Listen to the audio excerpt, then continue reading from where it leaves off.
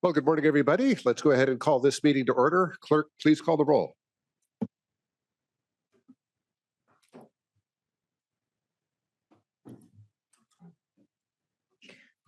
Good morning, members. If you can please make your selections on your tablets.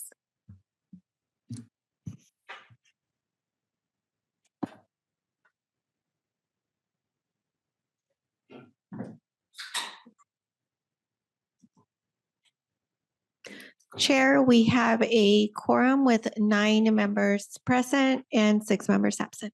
Thank you, Clerk. Let's begin with non-agenda public comment. This provides 2 minutes for anybody who'd like to comment on something that is not on today's agenda, but is within the purview of MTS. Clerk, do we have any non-agenda public comment? Yes, at the moment we have 4 comments. Eric, Kristen, if you can please make your way to the podium.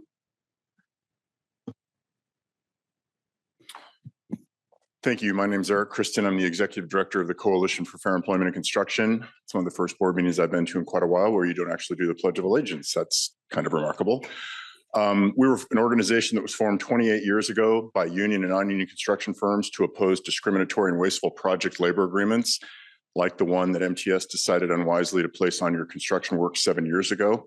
And I'm just here, one thing we do for entities that do put first big labor special interest demands, like putting PLAs on projects, is then after they are put into place, the inevitable results of higher costs, decreased competition, behind schedule, all the bad things that happen with PLAs, we like to come and remind those entities how the PLA worked out for you. Recently, the Skyline apartment project was unveiled and it was completed behind schedule. $17 million the PLA added to the cost of the project. Each unit is almost $1 million. This is what a project labor agreement does. 90% of the construction workforce in the city, county, and county of San Diego, and in the state of California, according to the Department of Labor, wakes up on a daily basis and chooses to work in a union-free environment. 90% of the people building the state work in a union-free environment. The other 10% choose to work in a union environment. I have union board members. I have 2 union cards. This is not a union or anti-union issue. It's boards like this picking and choosing who the winners and losers are. And by putting a PLA on your projects, you are telling the 90% of the construction workforce and contractors in this region that they're not welcome on your projects. So you get Skyline results because of the PLA. So we're just here to remind you, these come up for renewal. There's ways to improve them, make them more fair for the 9 out of 10 workers and contractors that do build San Diego so they can build your projects. Thank you for your time.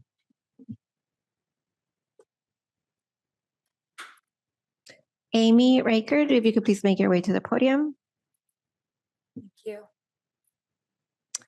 My name is Amy Reichert, and I am the founder and chairwoman of Restore San Diego. Here's the problem that no one wants to talk about. On behalf of San Diegans, I will. When government picks winners and losers, taxpayers pay the price. 7 years ago, the MTS board chose to impose project labor agreements on their projects. PLAs shut out roughly 90% of the local construction workforce who choose not to join a union. Unions and the opinions of many workers that don't represent their values or their political views. That's not equity, that's exclusion. And taxpayers are left behind paying the bill. This is what mismanagement looks like. Inflated costs, fewer dollars going to actual projects, less accountability. So here's the question. If this is how MTS spends taxpayer money, why would anyone trust them with more?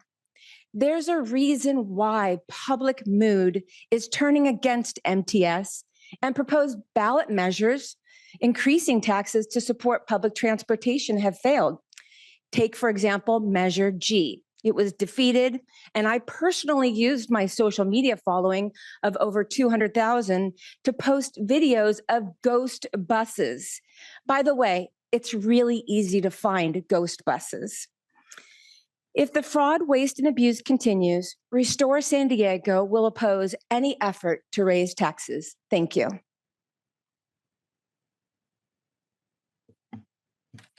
Miguel Aguirre, if you can please make your way to the podium.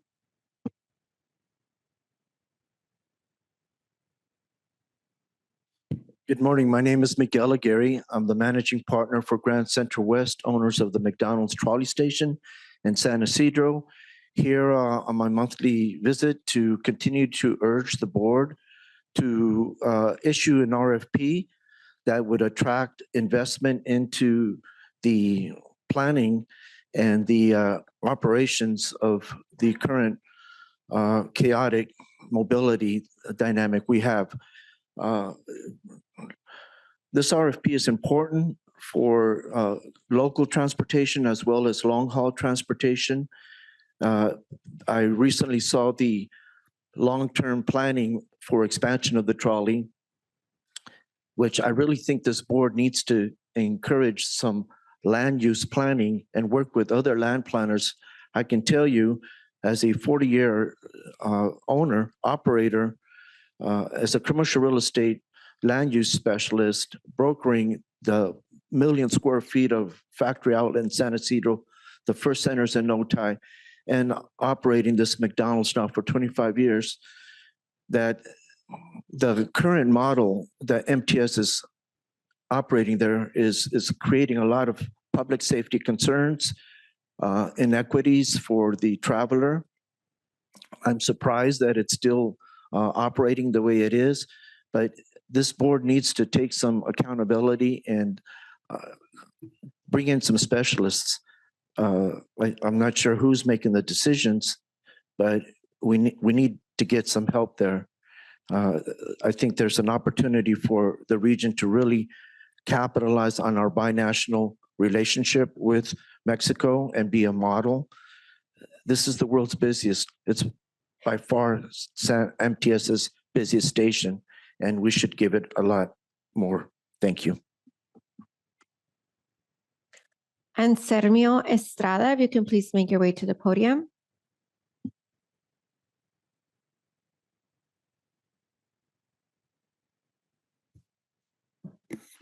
Hi there. My name is Anselmo Estrada. I am the political director for the Building Trades Council. I wanted to push back against some lies that were just spoken up here by previous public commenters. What we're dealing with here is a budget as is the result of decades and decades of austerity. And despite what folks who come up here and wish to push more austerity say, projects like Skyline are exactly what MTS should be doing. We should be building more affordable housing every place that we can put it. 100 units for San Diegans that are so in need for housing in a city that is continually pushing them out. I understand the need to ensure that the budget is righted, but this is a public agency and it should serve the public. So that is exactly what should be happening.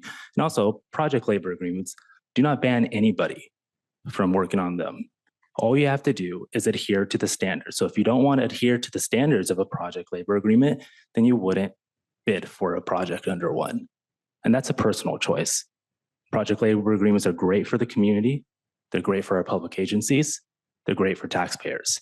And anybody else who would say otherwise is just making an ideological point because they are anti-union, they're anti-worker, and they're arsonists masquerading as influencers. Thank you.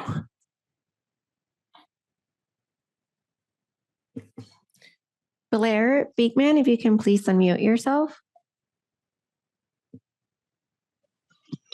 Hi, thank you, Blair Beekman. I don't attend enough MTS meetings. I wish I could and did and have in the past. I haven't. Hi to everyone. Blair Beekman.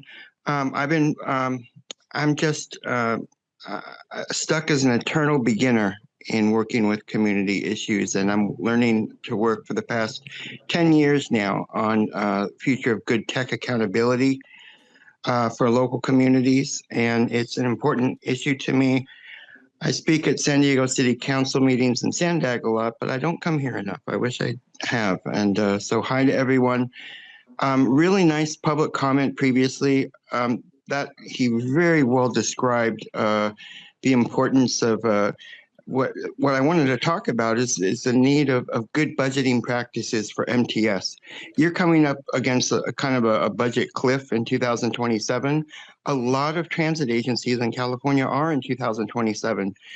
It's really the time. We were talking before the era of COVID about really new and important budgeting models and funding models for our future. COVID came in and we just got the usual 10 tons of money that we now have to pay back in some way. Cities across the state have to pay back in some way. I know you guys are thinking of important new funding models and ideas for budgeting. Please work on those things. Please don't be considering how to cut services and raise fares. That is so dumb. It is so old-fashioned. Please try to grow up and work past those sort of paradigms. And thank you again to the previous public comment talking about the importance of affordable housing and PLAs. He described how PLAs can work really well. And good luck to really good affordable housing choices. We need that kind of thinking. Your time has expired. Nate Fairman, if you can please make your way to the podium. Hello, Nate Fairman, business manager of IBW Local 465. We proudly represent about 300 workers here at MTS, both on the bus and trolley side. I just want to say thank you to every single person that's sitting up on this dais. You all have tremendously challenging jobs. You know, you are city council members, mayors, county supervisors, public servants that serve a community, a constituency group. And then you raise your hand and you said, and I want to go do this on top of that. So in your position, you probably don't get thank yous very much. So I just want to stop by and say thank you. I appreciate the work you do. You look at it through not only a lens of your cities, your communities, but the broader group of public that depend on transit to get to their jobs, their places of work, their places of worship. And the work you do is so critical. And I just want to say thank you. Thank you for going above and beyond. Your fathers, your husbands, your parents, your teachers, your grandparents, and you do so much for so many. And I just want to say that I personally appreciate all of your hard work. And thank you, thank you, thank you.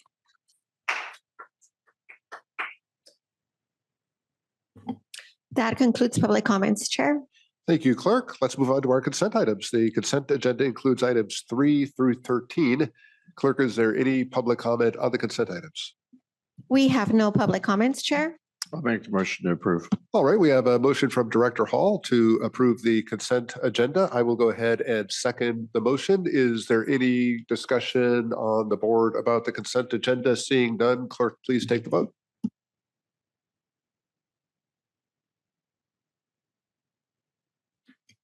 Members, if you can please make the selections on your tablets.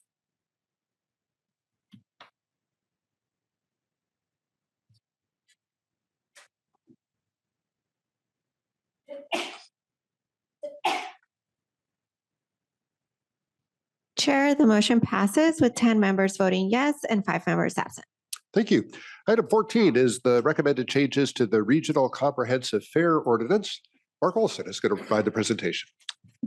Well, thank you, Chair and members of the board. Appreciate this opportunity. My name is Mark Olson, Director of Marketing and Communications here at MTS. Joining me up here is Mike Thompson, our Deputy Chief Financial Officer. As part of this presentation, we'll be getting into some of the budget issues that we have. And so wanted to make sure Mike was up here to answer any questions on that front after the presentation. But getting into it, so the board voted in February of last year to work with Sandag and North County Transit, San Diego Railroad on a fare change study. And it's really one part of a broader financial sustainability strategy to defer the fiscal cliff to FY 2030 that we're experiencing. Now, 2030 is really a key target for us in this process because that's when some of the other things that we're working on, some of the funding that wouldn't be realized until 2030. So we're trying to push this out so we don't run into this fiscal cliff earlier than that. So the strategy for filling the gap to get to that 2030 point, we're looking to get about $528 million. And there are 4 buckets that we're looking at, or pieces to the pie. The first is capital. And so we're looking to shift some non-essential capital funds over to support operations. We're also looking to tap into some of our reserves here at $184 million. Then there's miscellaneous operating expenses and revenue that we get at 54 million. And then fares and service, which is the primary reason we're talking about this item, we're looking to get about $90 million out of that slice. And that equates to about $23 million a year between fares and service levels. So we wanted to talk a little bit about some of the miscellaneous operation and expenses and revenue first before we get into the fares, so we can kind of set that up. But some of the operational savings that we're looking at, we're looking to modify our pension structure, which has come to the board in the past, administrative cost cutting, belt tightening, position freezes. We're also looking to defer some of the non-stated good repair initiatives in the operating budget. Not doing those nice to haves, but really just focusing on the essential things that we need. But then there's also, and then we're also looking at some service efficiency, trimming the hedges of our schedule, so to speak, and then also additional non-fare and other types of revenue that we're looking at securing. So looking at here with non-fare revenue, some of the historical trends here, and I think you can see some really good growth and some things that we're very pleased to see that we've been able to kind of grow this non-fare revenue portfolio. This excludes any kind of interest that we're generating off of the savings that we have, but we certainly have seen some growth over time. We've seen this pot grow from 13.4 million about 10 years ago up to almost $29 million. So it's really good to see that. Advertising revenue has certainly grown. That's almost tripled over the past 10 years to 8.9 million. 10 years ago was at 2.8 million. So that's really good to see. And then also energy credits. These are a really critical part to our revenue stream for MTS.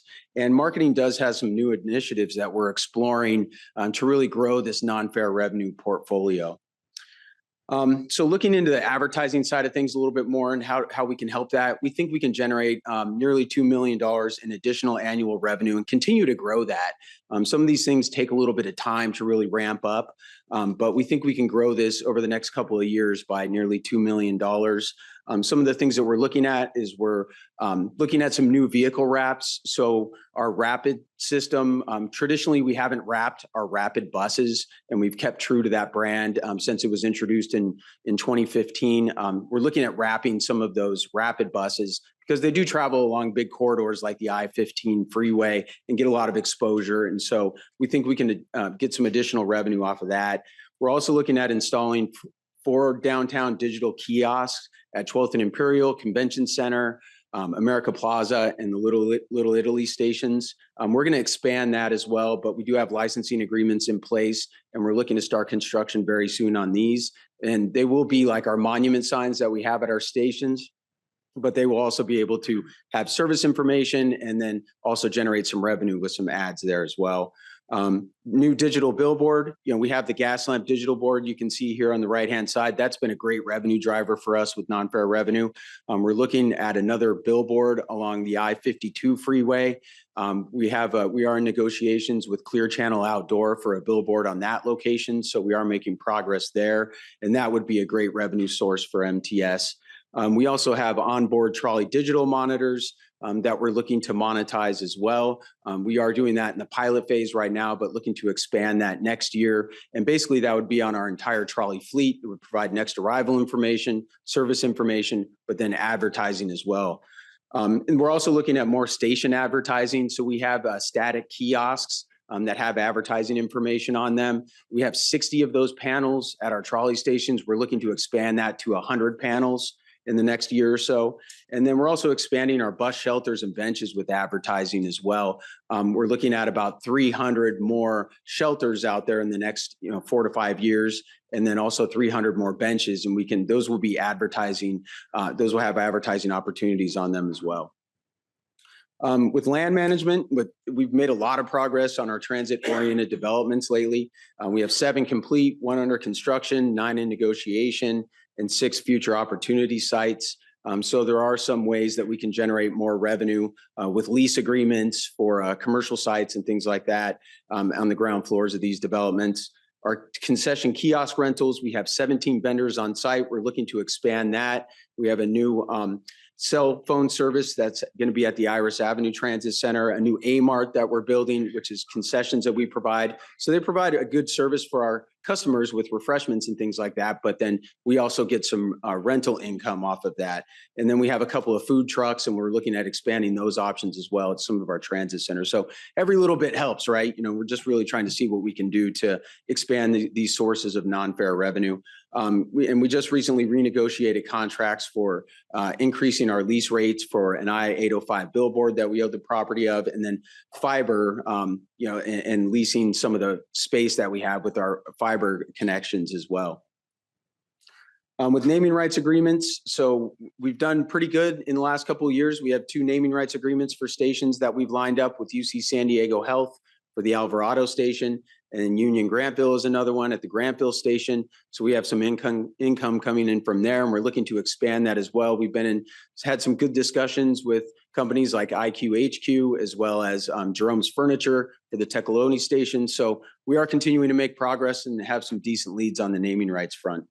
We also have an employer outreach program that we have. So currently we have 150 existing bulk pass program partners with employers. And we've developed we're looking at certain things on how we can make it more attractive for more employers to get involved with this. We have a new sign-on incentive that was added this past year for the discount program. We have a targeted list of large employers in government, hospitality, and other sectors that we're looking at and actively pitching. UPass programs are really successful for us. We have UC San Diego students involved. Just got the students just approved that part of their tuition for this program again. So we have an extension with that. So that's something that we can depend on. And then City of San Diego employees also have a UPass program, which has been very successful as well. But we'll continue to look at other UPass programs. We've had some really good discussions with San Diego State University, and we'll continue to pursue those. On the ridership front and building up ridership, special events have been great. We've seen a huge increase in special event ridership and even airport ridership as well. Specifically, the airport flyer has done really well, and that's a connection at the Old Town Transit Center. So we've had some marketing campaigns involving use of trolley and bus systems to get to the airport. Major event venues, certainly Petco Park and Snapdragon Stadium are very big targets for us, and we have good working relationships with their staff. Conventions is another one that we're really starting to pursue. We've had some bulk pass order interest there. And so that's just a way that we can capture more riders and generate more revenue off of these big events that are happening in San Diego. And certainly we're keeping an eye on the World Cup and Olympics. And we have a meeting scheduled next week with Snapdragon Stadium staff to talk through some efforts there next week. Corporate partnerships, we've had some really successful corporate partnerships to grow that large special event ridership with San Diego FC, Padres, the Waves, San Diego State Athletics. And so we've seen some really good growth with ridership. Just talking to some of our passenger support representatives for the Padres season, we've had some challenges with parking at some of our stations actually, because there is such heavy ridership taking transit to downtown San Diego to go to Padres games above and beyond what we've had in previous years. So this year, it seems like it's going to be even more successful for us. Just turning our attention to, the operating forecast that we have that finance works up. So what you can see here is, again, the goal here is to balance through 2030. This is really our main goal. And, what we're looking at in 2030 is a possible ballot measure to support transit. But really, you can see here in the bottom of these 2 squares that we have, or rectangles, is revenue less expenses, right? So in 2029, we're looking at a deficit of 2.8 million. In 2030, we're looking at a deficit of 87 million. So really significant there. And this is where the piece to the pie comes in between fares and revenues. Remember, that was about $90 million that we're looking for. And so that really equates to this revenue less expenses of how we can even that out. Some other funding mechanisms that we have in place that we're really looking at is, we've been discussing these with the ad hoc sustainability committee that we have here at MTS. And, our best focus really is on a local sales tax measure for the November 2028 ballot. We're also going to be advocating for an increase in the TDA funding, but these two things that we're talking about here, Transportation Development Act reform, that would generate us about $140 million annually per year if something like that was successful, basically bumping that up from a quarter cent up to a half cent. And this is something that could be done.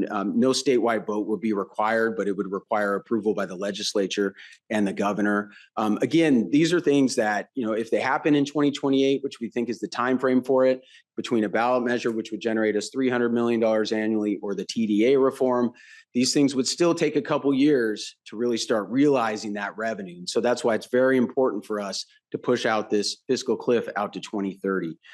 So some other things that we're looking at doing is pursuing flexibility with the greenhouse gas reduction funding for operations and advocating for the one-time ZETCP funding to be maintained in the state budget as planned under SB 125. So again, our goal is to get to 2030, and many of these other examples that I'll have on the next slide, still need to be researched, but we are monitoring them. We are looking at them as possible sources of revenue. They aren't as large of revenue sources as TDA reform or a ballot measure, but they are things that we are actively looking at. As you can see here with like zero emissions vehicle registration fees, rideshare taxes, vehicle license fees, these are all things that we continue to monitor, and they are 2 to 4 years out. We don't know how they will pan out. Some of these things could have some opposition to them by different stakeholders, but they are things that we're looking at that could help fund transit into the future, and just really overall just looking to modernize the way transit's funding, not only with MTS, but modernize throughout the state and how it works there. So we're working with our partners at the California Transit Association and our state lobbyists in Sacramento, and helping us push these things forward as we can. But looking at all of these things from a timeline perspective, in 2027, the ZETCP funding and shaking loose some funding from there to not just go to capital projects, but to support operations. There has been some discussions at SANDAG about funding restructure for Transnet funds to help us, but those are kind of ongoing conversations. We don't know how that will pan out.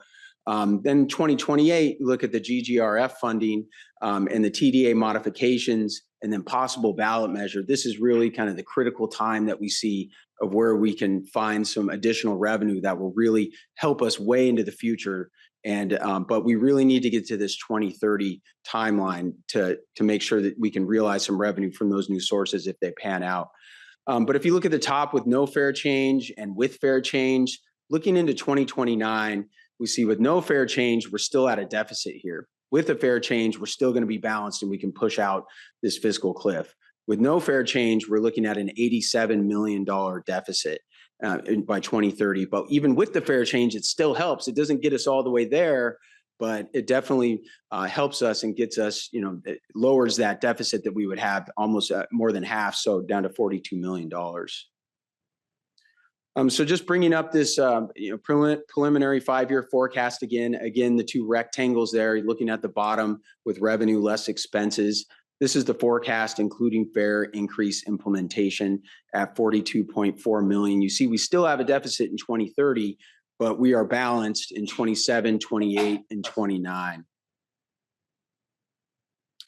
And here's the forecast again. Again, the goal, this is without a fare increase. We still have challenges in 29, and in 2030, it gets really, really serious. So just toggling back to this one, you can see with a fare increase, if this package is approved by the board, it's $42 million in 2030 as a deficit. And then if without the fare increase, it gets much, much more substantial and serious at that time. Shifting gears and now going into, fares and service as part of the financial sustainability strategy, and this $90 million that we're looking to secure over the 4 years between fares and service. These are the two primary levers that we have direct control over at MTS. But again, we need about $23 million a year over the next 4 years between fares and service as part of this financial sustainability strategy. And so with this, we've been doing community engagement to talk about fares and service, and having that conversation with the public. We've done that in 2 phases between fall and winter of last year, and then again in the winter time of this year. But, in the first phase, we had really good public engagement here. We had an online survey. We were out at transit centers. We had over 5,700 responses to the survey. Then in phase two, what we did is we took it a step further and actually introduced two potential packages for fare increases. We wanted to get some reactions to the public to actual numbers and seeing what those increases were and get some feedback from them. And we wanted to do that directly. We didn't just want to go online. We had an online presence and had an online survey, but we also held workshops, wanted to get people into groups, roll up our sleeves, talk to them about what they think and hear those reactions in person. We also went out to our transit centers in this phase two as well, and we engaged with over 200 riders there. So again, really our staff goal with this is of this $23 million per year that we're looking at securing, we think a nice sweet spot here is to get 50% of that covered by some type of fare increase. And so, what we did is we want to find balance between SDM and adult fare increases. And then we also want to see what our peers are charging out there. So we did look at some of our peer agencies out there. And what I mean by peer agencies is agencies that have similar ridership to us. They have similar modes, meaning they have light rail service, they have bus service. And, what we have found is that, with the adult one-way pass, we're pretty much in the middle. Everybody's charging between $2.50, $3, and we're at the $2.50 level there. With the adult day pass, we charge $6 for an adult day pass. All of our peers were within $5 and $7.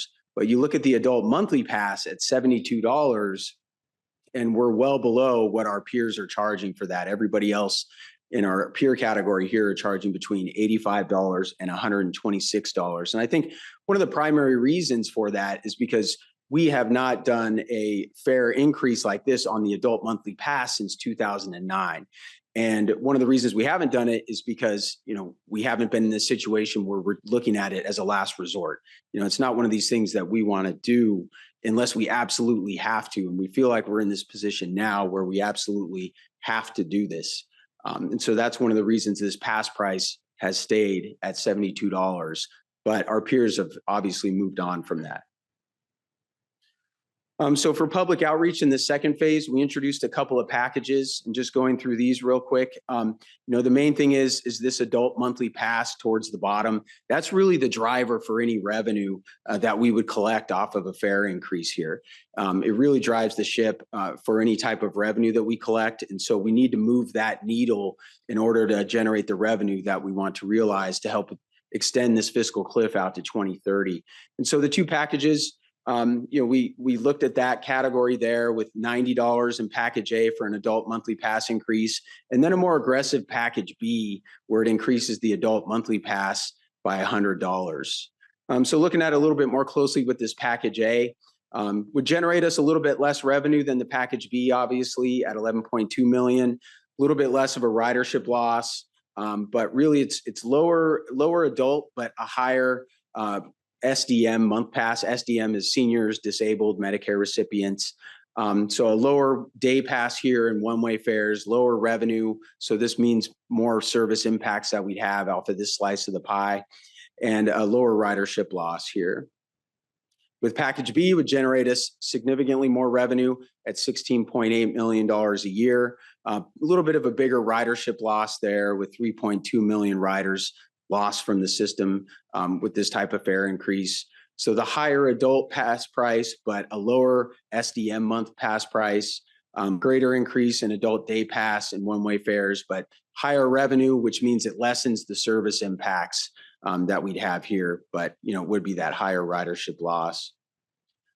This slide, we wanted to show you what people said and what did they think about these packages. And really it's that cost to ride versus service levels is what we kept asking people. And really what it kept coming back to is people prioritized keeping service levels as high as possible, even if they have to pay more. And you can see even from the lowest of the low income here, past level at 15,000 or less, if you look at that red bar, the dark red bar at the bottom, even over 50% of people in that category still supported service levels over the cost to ride. You can see that number continues to go up as the income levels go up. In addition to that, the board had a similar opinion when it comes to service levels versus cost to ride. When we did a workshop with the board for the comprehensive operational analysis in October, you can see here in this bottom rectangle here, we asked the board, what would you prioritize? Higher fares, but fewer service cuts, or no fare increase, but more service cuts? And you can see that X is on the left side of this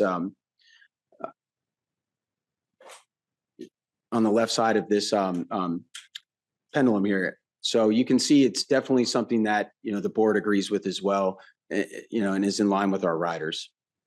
So the high level engagement results here, service levels remain the priority for riders when reviewing potential changes to fares or service. And there was a slight preference for package A, the package that had a little bit of a less increase on the adult monthly pass versus package B. But when given a phased approach to package B, that definitely went up and people started to support package B a little bit more, became the preferred option. And then there was a preference for keeping fare capping. Even if we could save money, that would lower the overall cost of the package. Fare capping is one of those things where people aren't charged more than a day pass in a day or a month pass in a month. And it's very valuable, particularly for those people that are riding 5, 6, 7 days a week. And those are oftentimes our lower income riders. But really, it's very beneficial to those categories of riders. And it was something that people felt, even if they had to pay a little bit more, they wanted to keep fare capping in place. So the final package recommendation that we would like the board to consider is, moving up the adult one-way pass from $2.50 to $3 in phase 1, and that would take place in fall 2026. And then a phase 2 increase in fall 2027, moving that up to $3.25. With the seniors disabled Medicare recipient package for the one-ways, that would move up a quarter to $1.50. But then that would stay consistent. One of the things we heard out there was that people wanted to preserve the SDM prices as much as possible, even if that means that the adults have to pay a little bit more. And so we wanted to stay consistent with that from what we heard in the community outreach. So you can see that with the one-ways and the day passes as well. With the adult day pass, we would look to move that up from $6 to $7, but keep that consistent at the $7 range. And that aligns with what our peers are charging as well, between $5 and $7. With the adult monthly pass, we would like to raise that up from $72 to $85 in phase 1. And then in phase 2, move that up to $95. From 72 to 85, that is an 18% increase. But what it does here between the adult and the senior passes, the SDM passes, is that between $23 and $72, that's about a 70% discount. We stay consistent with that discount in phase 1 and phase 2. So it's about approximately 70% discount in both phases there. But what this does with projected revenue increase for the agency to help with the fiscal cliff and extending that out to 2030 is that phase 1 would generate us, we anticipate about $9 million extra per year in fare revenue. And then in phase 2, that would generate us $14.2 million per year in extra revenue to help with the fiscal cliff. So just looking at this and analyzing it a little bit more, there is a clear tolerance for fare increases based on our outreach and based on the public's desire to prioritize service levels over the cost to ride. Increasing the adult month pass price, really, like I mentioned before, is critical to this process. The adult category in general, and mainly the monthly pass price, generates us about 88% of our overall fare revenue that we collect.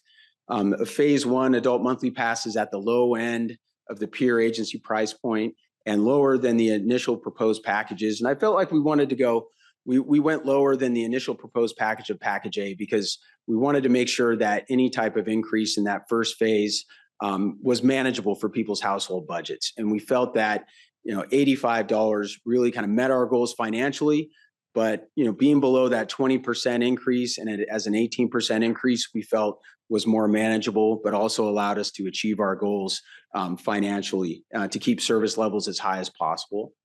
And it also provides enough support, like I mentioned, for the near term for the financial sustainability strategy. One of the things too on this last bullet, we wanted to preserve free 2-hour transfers. There was some discussion about eliminating that to generate more revenue. But we felt this is a very valuable tool for our riders who are often taking the trolley to a bus all in one trip. And so we wanted to preserve that. And so this pricing structure preserves the 2-hour free transfer rule. And then it also preserves fare capping, as we heard in the public outreach, where they wanted to keep fare capping even if they had to pay a little bit more. So looking at the projected annual fare increase a little bit more, what in the revenue increase, again, $9 million per year in phase one, phase two, $14.2 million per year. The ridership loss, 1.8 million riders we think would be lost because rides would be lost because of that. And then in phase two, 2.8 million rides would be lost. But on the flip side of that, if we have to do it with service levels, we anticipate there would be a $4 million loss of rides in that first phase, and then a 6.3 million loss of rides in that phase two.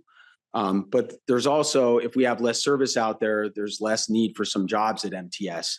And so we think that there would be some job loss associated with this if a fare increase is not approved. Equating that to operators, bus and train operators, in phase one, we anticipate some level of job loss at 70 operators. And then in phase two, that would be 109 operators, 7.8% reduction in workforce there. Also just wanted to highlight some compliance with SANDAG board policy. So the policy here in section 2.2 for the fare ordinance, the average annual fare per passenger over time shall generally be consistent with the annual increases in region-wide transit cost indicators or the rate of inflation.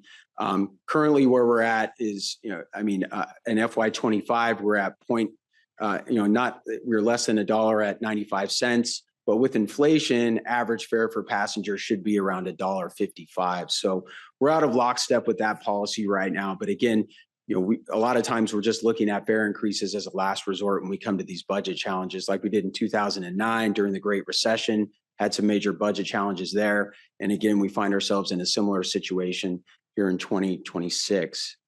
SANDAG did want to mention some things when it does come to, if it does come to the SANDAG Transportation Committee, they are looking at making some other modifications to the fare ordinance. They're looking at some minor terminology updates, minor juror college pass program and group pass updates, some minor pronto language updates, experimental fares for marketing pilots and things like that. They want to change the language a little bit there. SDM and youth eligibility language cleanup, and adding some language on microtransit services that might be provided or are provided by us and NCTD. So with the timeline here, our plan is if this is approved by the MTS board, it would go to the SANDAG Transportation Committee in May. NCTD is, the board of directors there is looking at this afternoon. Their meeting's at 2 p.m. But then it would go to the SANDAG Transportation Committee in May. And then if any kind of fare increases were implemented, we wouldn't look to do that until probably the fall time period in order to give our riders some time to adjust household budgets and things like that. We want to do a major education campaign with our riders to make sure they're well aware that any type of fare changes would be happening. And we'd probably have to do 2 phases of outreach again, just to make sure everybody is well aware of fare changes as they're coming up and as they're happening. So with that, the staff recommendation is that the San Diego MTS Board of Directors forward a recommendation to SANDAG to make the changes to the Regional Comprehensive Fare Ordinance outlined in Attachment A. So Chair, thank you very much for this opportunity, and we'll open it up for questions. Thank you, Mr. Olson. Clerk, let's proceed with public comment on this item. Chair, we do have several comments on this item. We currently have 17 public comments. Monique Bernard, if you can please make your way to the podium.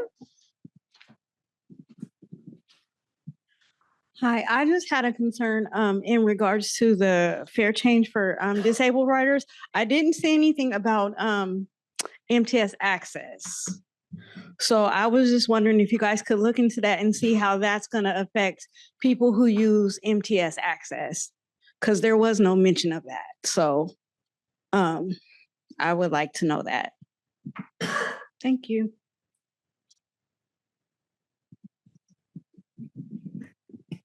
Cristoforo Gomez, if you can please make your way to the podium.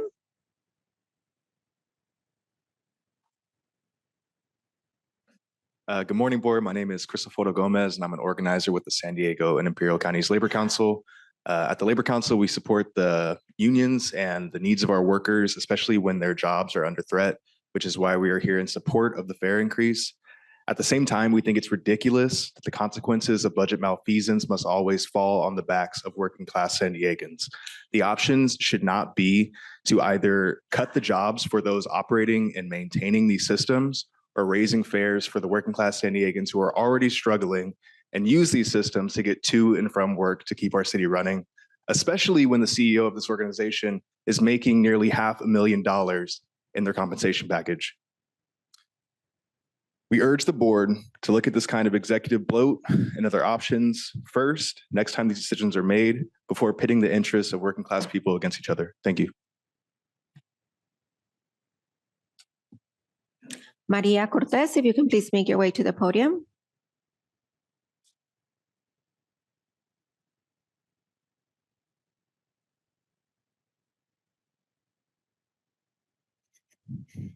Hello, my name is Maria Cortez. I'm a resident of City Heights, and I'm speaking on behalf of our community. We will be suffering, everybody will, but we will be suffering the most with the fare increases because you have hardworking families out there. And it breaks my heart when I see a child that can't get on the bus, because the family that can't get on the bus because they can't afford it, and yet they have to leave. So what I've done, and I know several other people have, but what I've done is when I have the money, I give it to them and I put it in the machine for them. That's heartbreaking. And that's just one of the stories. I'm here also to let you know that what about those empty kiosks that have been sitting for decades empty on the SR 15 and on University Avenue and El Cajon Boulevard? We could be using those.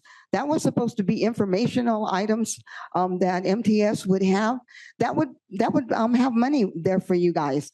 But I'm against this because our families are the ones that are suffering, and yet the working class people are the ones that get hit the hardest, and our low income communities get hit the hardest. And so just think of it, if it was you guys in the same position that we're in, I don't think this would be happening.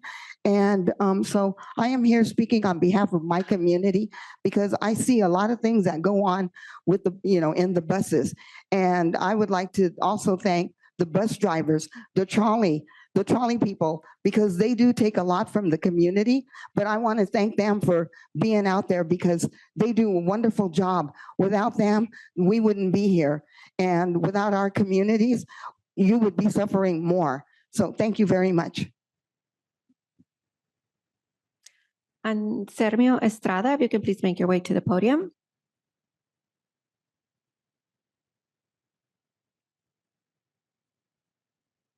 Good morning again. I'm Sergio Estrada with the San Diego Building and Construction Trades Council. I echo my brother Cristofoto's comments. I'm here frustrated, but hopeful that we can eventually find a solution beyond today's recommendation, a solution that does not continue to bank the solvency of this public agency on the backs of the riders that it serves, riders that have been, like the numbers of riders have been historically up compared to the other transit agencies across the state. And the workers that keep it moving. We've known about this fiscal cliff for years, and once again we arrived at the same position, the same solution. Either we raise fares on workers, or we cut services, and working people lose their jobs. No other options presented, no other considerations put forward by staff. If this recommendation has to be made, please ensure that staff and exec leadership pair it with a plan that protects workers and keeps transit accessible to the San Diegans that deserve it and need it. A plan that writes the budget, increases service levels, and builds out the infrastructure that our region deserves. We are here in support of our workers here at MTS. Obviously, they are the ones that keep transit moving, they keep it functioning, and they keep it running. But please do not let this happen again.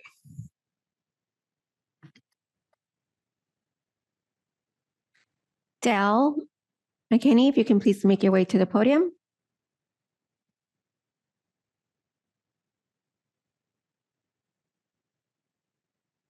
Hello, everyone. My name is Dale McEnany, and I'm from Chula Vista.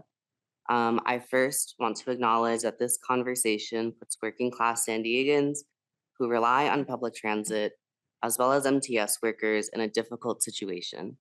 I understand that no one wants to be here speaking on either side of this issue. However, I feel like it needs to be pointed out that this fare increase will not be enough to avoid operation cuts. And putting our faith in passing a countywide ballot measure does not seem like the smartest path forward, especially considering we have already tried passing multiple ballot measures. They have not passed. We need to find an alternative. I strongly encourage this board to, at the very least, push this vote off for a month and at least try to appeal to the state for more funds. We are one of the largest public transit agencies in California. We have hit record ridership. We have outperformed other agencies in our state in the metrics that I feel like matter the most.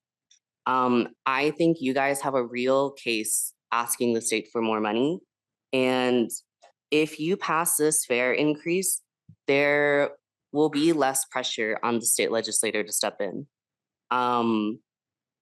You know, as leaders of, again, one of California's biggest public transit agencies, your voices are powerful. People are listening. And if you advocate and fight for working class people and MTS workers, we will fight for you. You know, no one wants to be here speaking on this issue. I know no one wants to be here voting on this issue. And I think if we work together, we can come up with a solution that benefits everybody. Thank you so much. Guadalupe Rojas, if you can please make your way to the podium.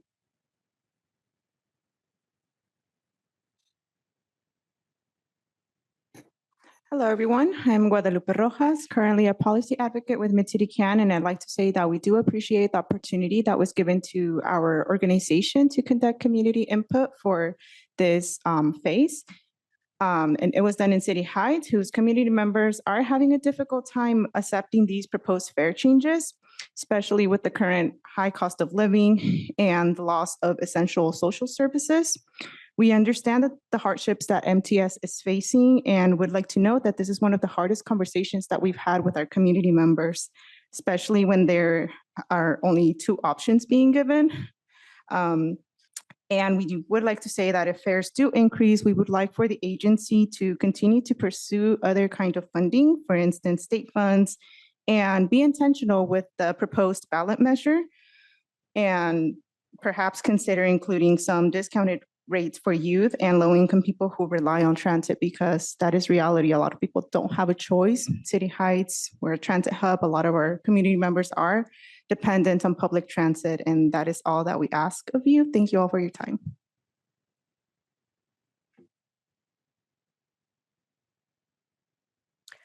Salvador Abrica, Teamster Local Union 542, if you can please unmute yourself. Good morning, Chair and board members. Salvador Abrica, Teamsters Local 542.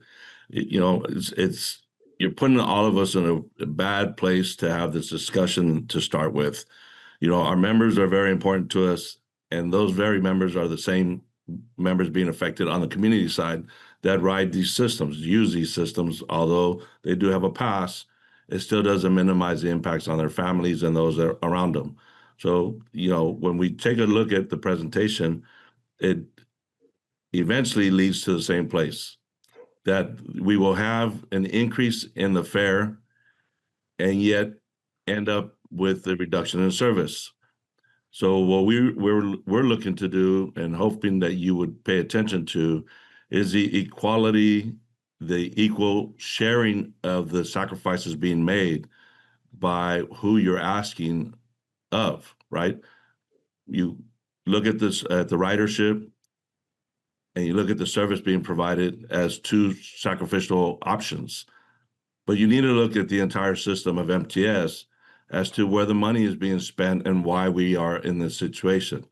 You know, there's no need to be having $140,000 security booth when we can do it in a different way. You know, so our message here today is that we do not support the fare change, but at the same time, our biggest concern here is that you're pitting workers against workers, and that's not the way to go about doing business.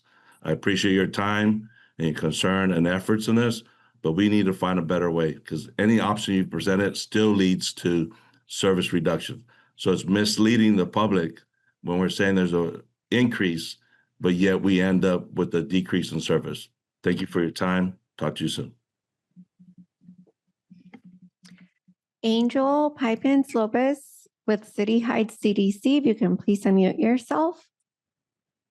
Hi, everyone. My name is Angel Pippins Lopez, Transportation and Planning Program Manager at City Heights CDC, and I'm here to oppose the fare increases as they're currently being proposed.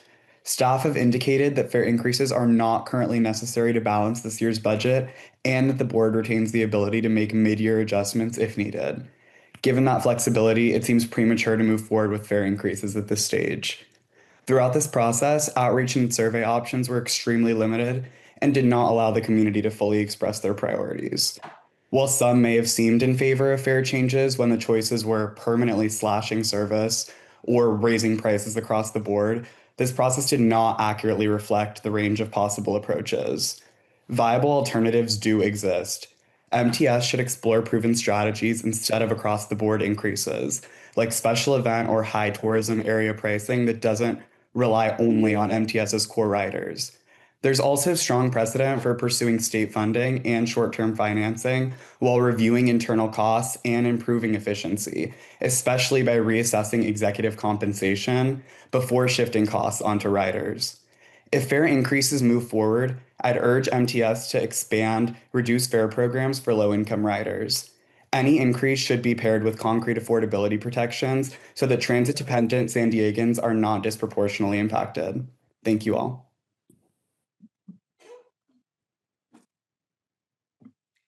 Blair Bigman, if you can please make your way to the, if you can please unmute yourself. Hi, thank you. Blair Beekman. I originally come from the San Francisco Bay Area, Santa Clara County with the VTA. I moved to San Diego in 2022, and I really like the MTS service. It offers a lot more flexibility than a very cosmopolitan Santa Clara County area. So I'm really hopeful how we maintain good services and a nice presentation. It seemed to offer, the guy tried to offer choices how to work out of the fiscal situation we're in. And it was good choices and even putting things off to 2030. It's from that you're hearing suggestions now how to more develop these concepts of to avoid fare increases and cut in services. The suggestion that raising the monthly fare package for disabled from $5 in the next 6 months is not very feasible, I don't think. I think you have to consider it more in raising the fares like $2 increments. $2 in this coming year, and then, an additional $2 the following year, $5 tops. A lot of people can't afford $5 in 6 months' time. That's pretty shocking. You tried to talk about ridership that will be lost, and current fares currently could be at $1.55. I didn't quite understand that part. Could that be better explained? That obviously is goals to be working towards and addressing if what it meant on its surface is true. Just really look for additional ways to not cut services and raise fares. Thank you.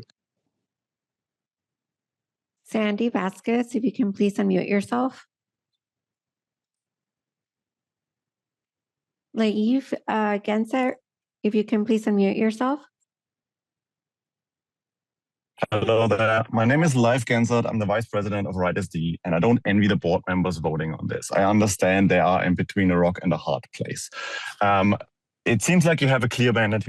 It seems like you have a clear mandate on increasing the fares, so I encourage you to vote on that. However, this is not where your engagement will end. You will need to do more than just increase fares. You have been given multiple suggestions, asking the state for money, having a ballot measure. You're already on that. There is the additional Assembly Bill 2484 with Assemblymember Alvarez, who wants to reduce the threshold to 50% for this ballot measure. That would be great as well.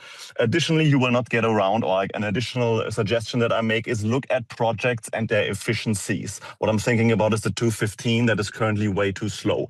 If you were to increase the speed of the 215 from 50 to 30 minutes, you could get away with a lot less buses while keeping the frequency. So efficiencies systems need it as well, and don't use the fiscal cliff as an excuse to don't do anything. Additionally, you've been suggested that fair price bundling with Padres tickets or similar events in Petco Park or Snapdragon Stadium. You weren't really open to that. I know that it is hard, but if you're doing the hard thing of increasing the fares, you will also need to do the hard thing of finding more money in other places. Thank you for your time, and I yield back. Denise Lopez, if you can please unmute yourself. Hi, my name is Denise Lopez, advocate in City Heights, and I'm here to oppose the fare increases. Having recently graduated from UCSD, I witnessed firsthand how difficult it was for seniors to pay for one-way fare.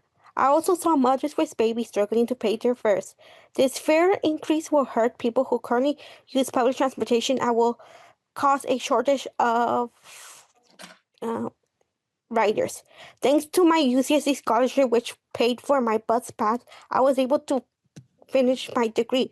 But without it, higher education would have been more difficult to access. Secondly, the survey was about the fare increase that was given to my community members was impossible for me to understand. The two options was cutting service were not too inclusive of other options, and it's a 40% increase. I want you to consider that this fare increase will hurt seniors and families, and it's even harder for people like me to access higher education. Thanks.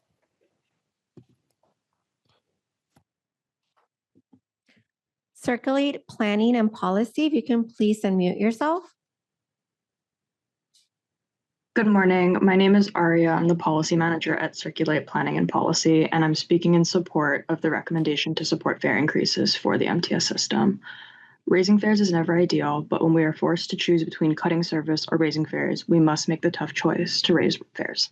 In the long run, service cuts threaten the sustainability of our system and end up hurting riders more. The success of the system depends on people using it. Less predictability, frequency, and routes will inevitably result in reduced ridership and reduced revenue, sparking more service cuts and the self-reinforcing transit doom loop. This only hurts riders that rely on the system most in the long run. Raising fares will help maintain the long-term sustainability of the system. Phasing in the fares will help ease the burden on riders' wallets, so I urge a yes on the fare increase recommendation. I also urge you to maintain service levels going forward. To further address the deficit, MTS should consider other revenue-raising options like ballot measures, new state funds, advertising, refreshing employer-offered transit programs, and enforcing fares, not service cuts. Thank you. Kenneth Bush, if you can please unmute yourself. Hi, everyone. Thank you so much for your time. My name is Kenneth Bush. I work here at UC San Diego School of Medicine, and I work with community college students throughout San Diego County. As such, we have our events here at UC San Diego, and parking here is inaccessible and expensive for a lot of our students. So we encourage them to use MTS.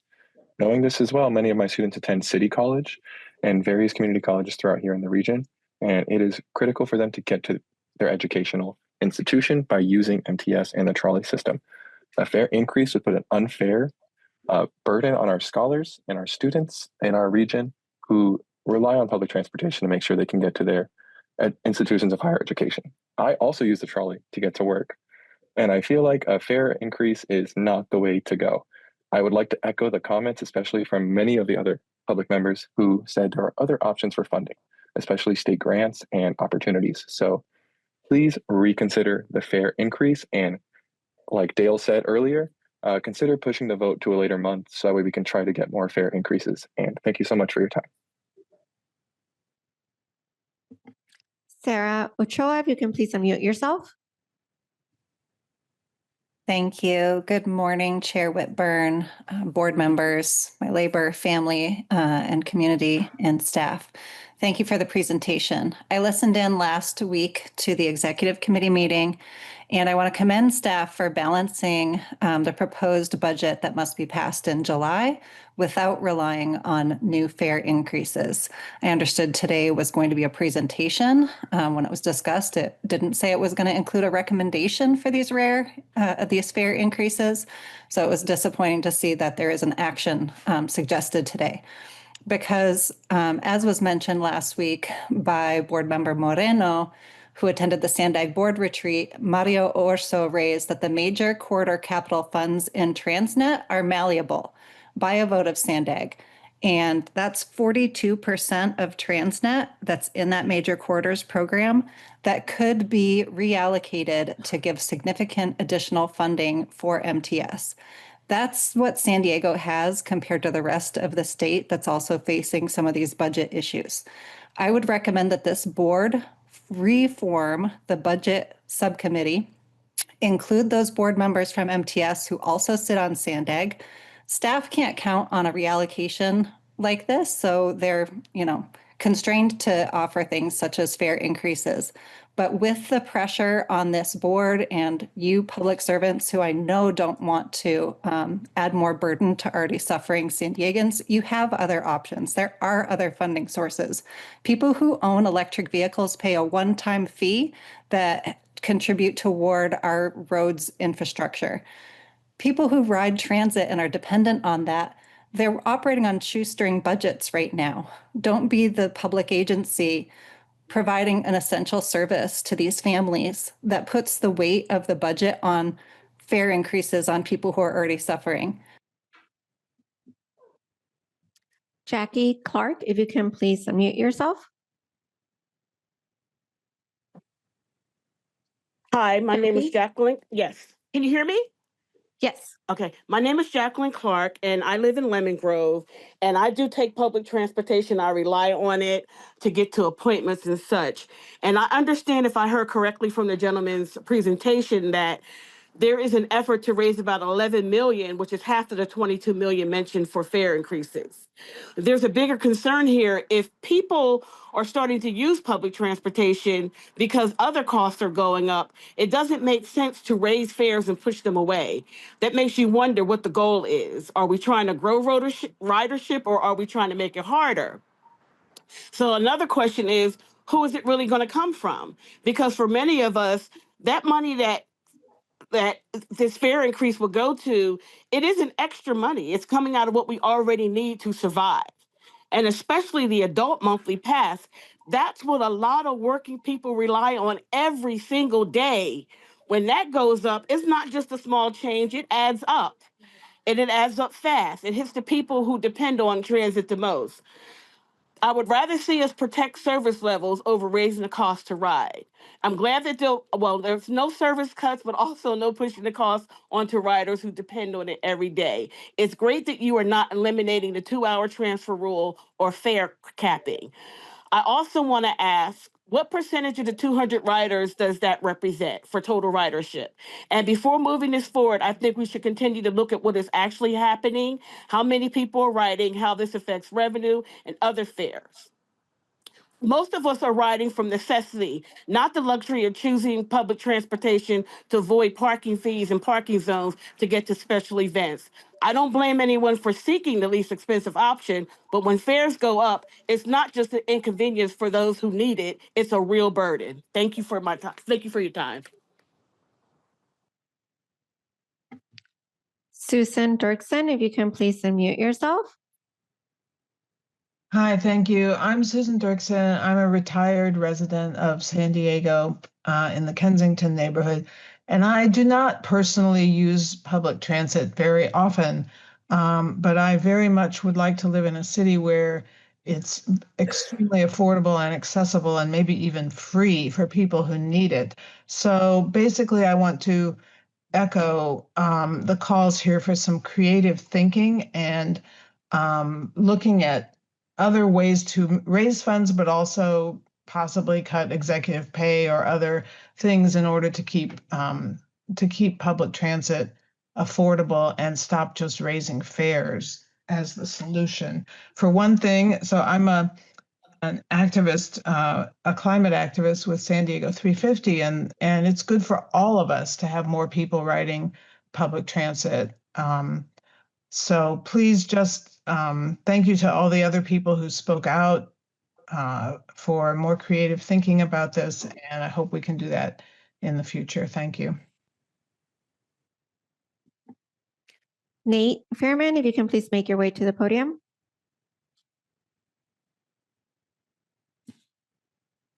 Nate Fairman, IBW 465, representing hundreds of employees right here at MTS, both on the bus and the trolley side, and we support the staff recommendation. Look, I understand that some may find it difficult to get behind this, but your operators, your mechanics, your bus drivers plead with you to support this. This is a modest increase. It's in line with industry standard, and it helps save public transit at a time that no one else is coming to save us. What do your riders think of this idea? Well, today you heard from about a dozen or so folks who are extremely passionate, folks who are worried about how this will impact the most vulnerable amongst us, and those voices are critical. But what about the folks who couldn't make it here today? Well, SANDAG and MTS did extensive rider outreach over 2 years, 5,700 digital comments and 1,200 in-person rider survey, and the results will probably shock you. Read the results, read the comments. 73% of people prefer higher rates if that means maintaining existing bus and trolley services. 69% of frequent riders prefer higher rates in order to maintain the same level of services. And that's across all income levels. Most respondents reported a preference for higher fares to maintain existing service. So today should not be about deciding whether to make these adjustments or not. Today should be about doing it in a way that impacts riders and accessibility to transit the least. So we suggest a phased approach, which is also supported by the survey results. We also suggest an approach that impacts our seniors and our disabled passes the least, which I'm happy to say that both option A and option B do. Finally, I know this is not a popular thing, but if we don't act, we're only going to be making a bad situation worse. Putting our heads in the sand and pretending that we can kick this can down the road even further than we already have is not an option. This proposal helps give us breathing room so we can find those other long-term solutions. This also gives us stability at a time where the public needs it and our transit agency depends on it. IBW 465, ATU 1309, and SMART, we all support this proposal, and I encourage the board to as well. Thank you.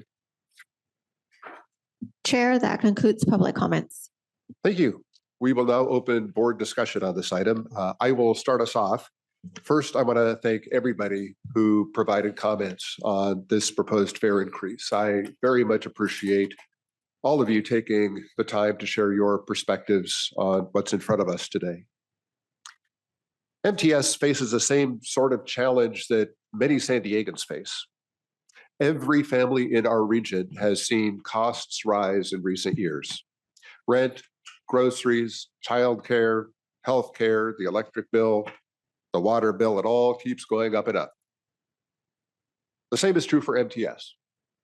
MTS is seeing its costs rise too. Equipment costs more, gas costs more. MTS gives its workers raises every year so that we can keep our bus and trolley operators, our mechanics, our support staff. Even as those costs have gone up, you know what has stayed the same? Our fares. Our adult one-way fare has stayed the same for over 7 years. Our adult monthly pass has stayed the same for 17 years. I would be hard-pressed to think of anything that hasn't gone up in price in 17 years, or even 7 years, except for the bus and trolley fares. But that creates an obvious problem. When MTS's costs increase every year, but MTS's fares do not increase at all, and there is not enough other funding to make up the difference, you get the situation that we're in today, where MTS's revenue is not enough to cover its increased costs. That imbalance between revenues and costs cannot continue. We have to balance it out. We either have to increase revenues or we have to cut costs. I appreciated the comment about seeking more dollars from the state and federal governments. MTS and all public transit agencies are heavily dependent on public subsidies. Public transit is not a self-sustaining enterprise in the United States. It is all very heavily dependent on public subsidies. Our CEO, Sharon Cooney, was also the chair of the California Transit Association. She led the way in advocating for increased dollars from the state legislature and from the federal government. This board, the MTS staff, have been vocal advocates for increased funding from the state and federal governments.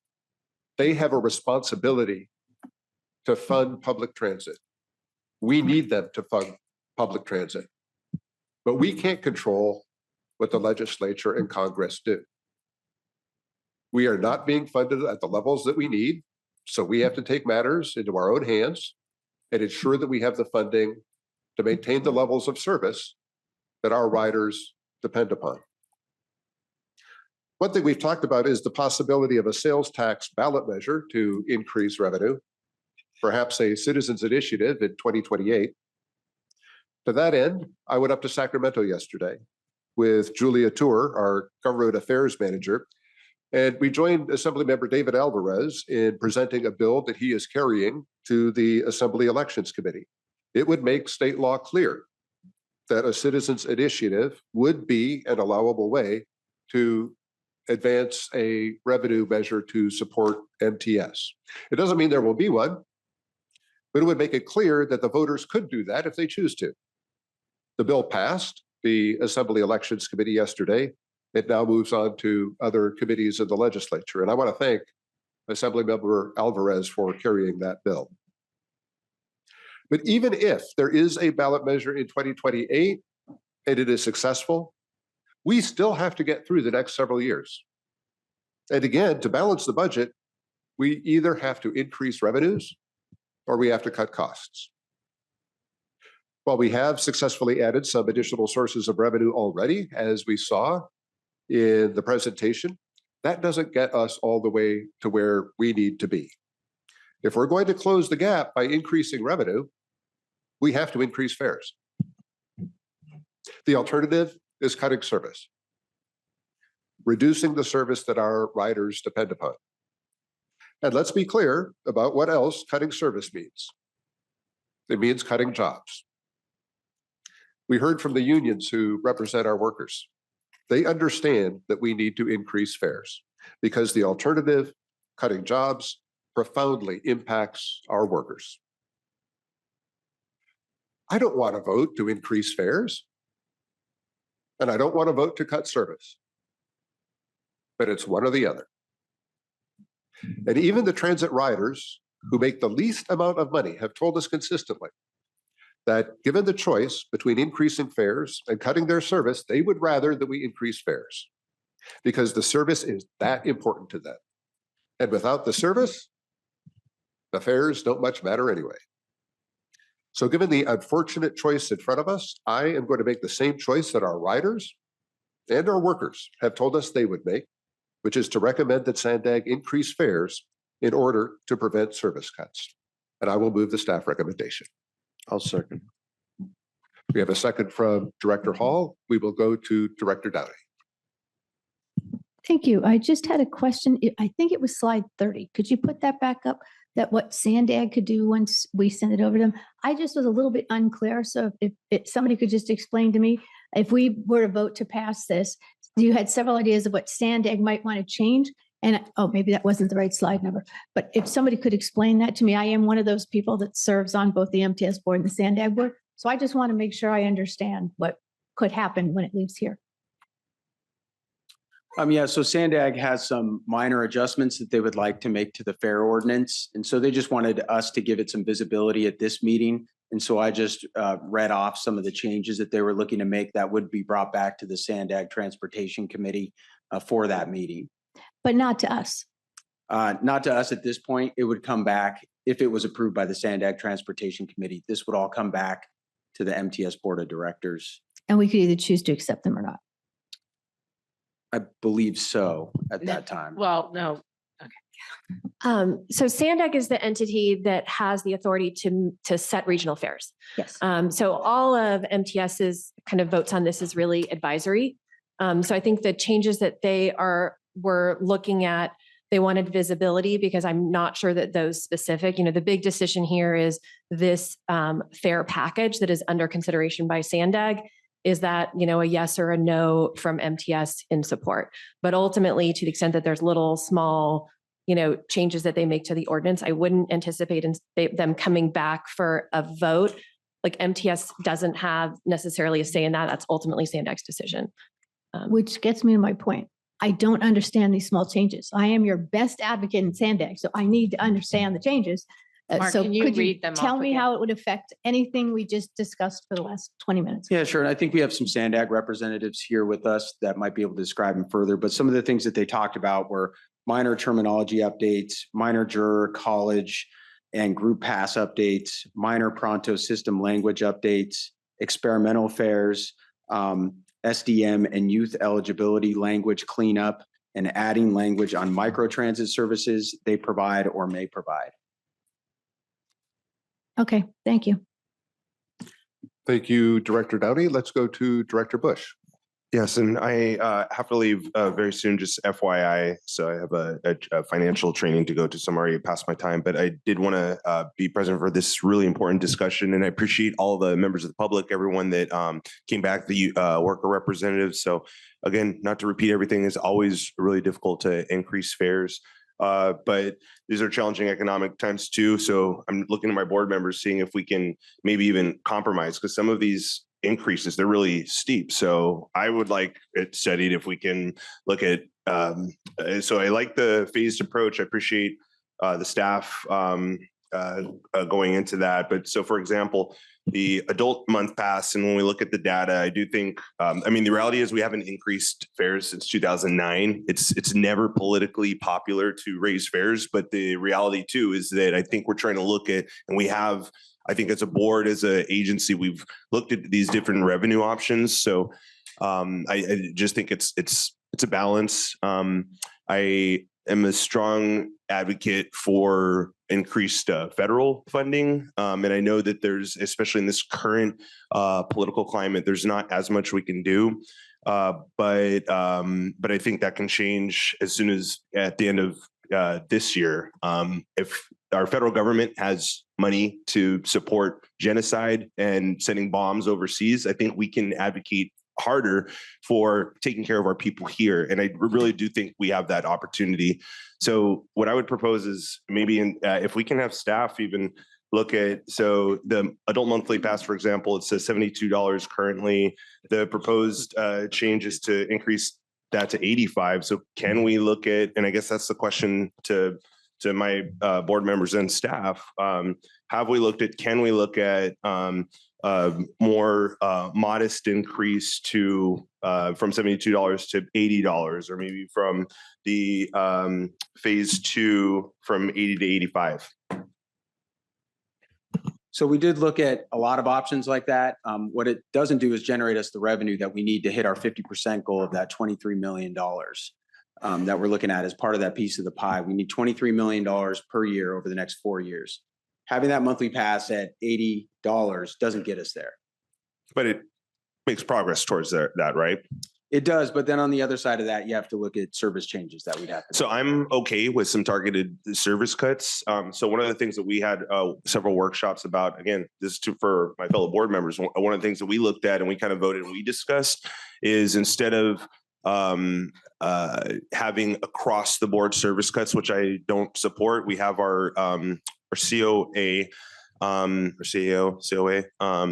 And in some of those recommendations, there's still some underperforming routes. So I think a lot of our system is like spread out very geographically, which we want that. But at the same time, like I'm focused and my priority is our transit dependent riders who needed to go to school, to work, and to their appointments. So I don't mind. It's tough choices, but I would rather those types of targeted surgical service cuts, similar to what we did in this past board meeting to an underperforming route in some of those areas that just don't make sense and just aren't performing. Yeah, I just want to make clear, the fare increase is getting us halfway there for that piece of the pie that we were talking about, the $23 million. We've done a lot of other things with the board to cut costs, move money around, that kind of thing. But we target in our sustainability strategy to get us to 2030, that 23 million a year. The fares will get us about half.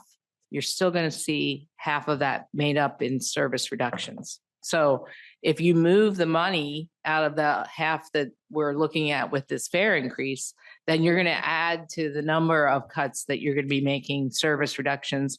And I have to tell you, the least productive ones are not where you're going to make your enough savings. You're going to be cutting deep if we don't go into this. And I think we've shown that through our through the graph that we showed with the loss of ridership, as well as the number of operator cuts. That's helpful, Sharon. Thank you for that. What about the Transnet operations funds that one of the calls, Ms. Ochoa, that she brought up? Yeah, and that's why the phased approach is nice in that we could potentially see the second phase maybe not be needed right away in the event that we are able to achieve that. Or we might not have to make the deep service reductions. I mean, these would all be things that the board would then be able to look at a future time as we move forward. This is going to be a very fluid process with the budget because we are really looking deeply at other sources of revenue and other ways to achieve what we're trying to achieve. And so that this will give us some options going forward to if these other sources come forward. But the longer we wait for the fare increase, the longer or the more money we might potentially have to come up with in order to balance our budgets. Okay, I appreciate that. I think we should consider some maybe a slower increase as a compromise, but I'm open to my colleagues' comments. Thank you. Thank you, Director Bush. Let's go to Director Elo Rivera. All right, thank you, Chair. Appreciate the presentation. I won't be supporting the motion in front of us, and I'll explain why. I know we have a fiscal cliff that we're facing. I'm not doubting that, and I know that that is the math. And I want to say that I am sorry that there are workers who are in a situation where they feel like it's either this or potentially their jobs down the road. And that is not an okay situation. And we need to avoid that at all costs. That being said, and while it is true that a fare increase may eventually be part of the answer is different than the first answer. And I do feel like that's what's in front of us today. Since I started on this board and I was sworn in office in December of 2020, I've been pushing to make sure that MTS is more aggressively pursuing non-fare revenue before we ask riders to pay more and before we consider service cuts. We talked about advertising, joint development, naming rights, partnerships, state legislation that would give this region more access to more progressive revenue tools and a sales tax, which another region in this state has such a tool. And I appreciate the efforts on those fronts, but the materials that we have today describe those strategies as being in progress. And in progress is very different than being in place. And I don't think that in progress is good enough when we're asking people, working families, to bridge the gap and they have nothing left to give. So before I'm willing to ask a mom, a working mom in City Heights to pay 50 cents more to get to her second or third job, I think I have to be able to look her in the face. And if she asks me, did we do everything possible to keep that 50 cents in her pocket? I want to be able to tell her yes. And I don't think I could do that in this moment. I see the rider survey that says riders would rather pay more than see service cuts. Of course they said that. We could have saved them, saved the time on the survey. They depend on this system. And I don't think that that survey is a mandate. I think it's a false choice. Did we ask them if they'd rather pay more or have the wealthiest San Diegans pay their fair share? Did we ask them if they'd rather pay more or have the millions of tourists who ride our trolley contribute more? Did we ask them if they'd rather pay more or have the transit agency be the most innovative in the country at generating revenue from our assets? I suspect we would have gotten different answers to those questions. I appreciate that you mentioned subsidy, and Chair, you're right. The public transit is not a self-sustaining enterprise. Neither is driving. And in this region, that word subsidy only gets used in one direction. When we talk about a bus rider, we talk about how much that trip costs the public. We never do that when a commuting executive driving solo in a car from Rancho Santa Fe or Del Mar uses public roads and public safety, which are all paid for with public investments. Americans spend close to $1,000 per person per year in public money, and no one calls that a subsidy or welfare. We've got folks in the city who are getting on the bus before sunrise to clean offices, paying for the ride that the executive of that who sits in that office takes to work. And today we're being asked to charge her more for the privilege, and I'm not okay with that.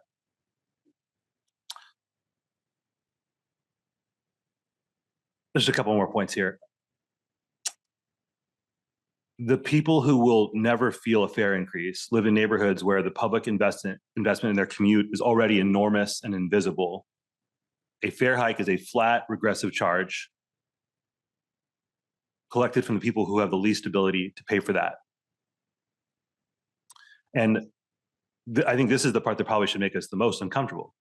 While we're debating whether working families can afford this, and while the workers who power this agency are nervous that their jobs could be lost if we don't ask those working families to pay more, there's a conversation that we refuse to have as a country. And honestly, as a region, we are very bad about this, that the corporations that use our streets as their businesses are paying almost nothing.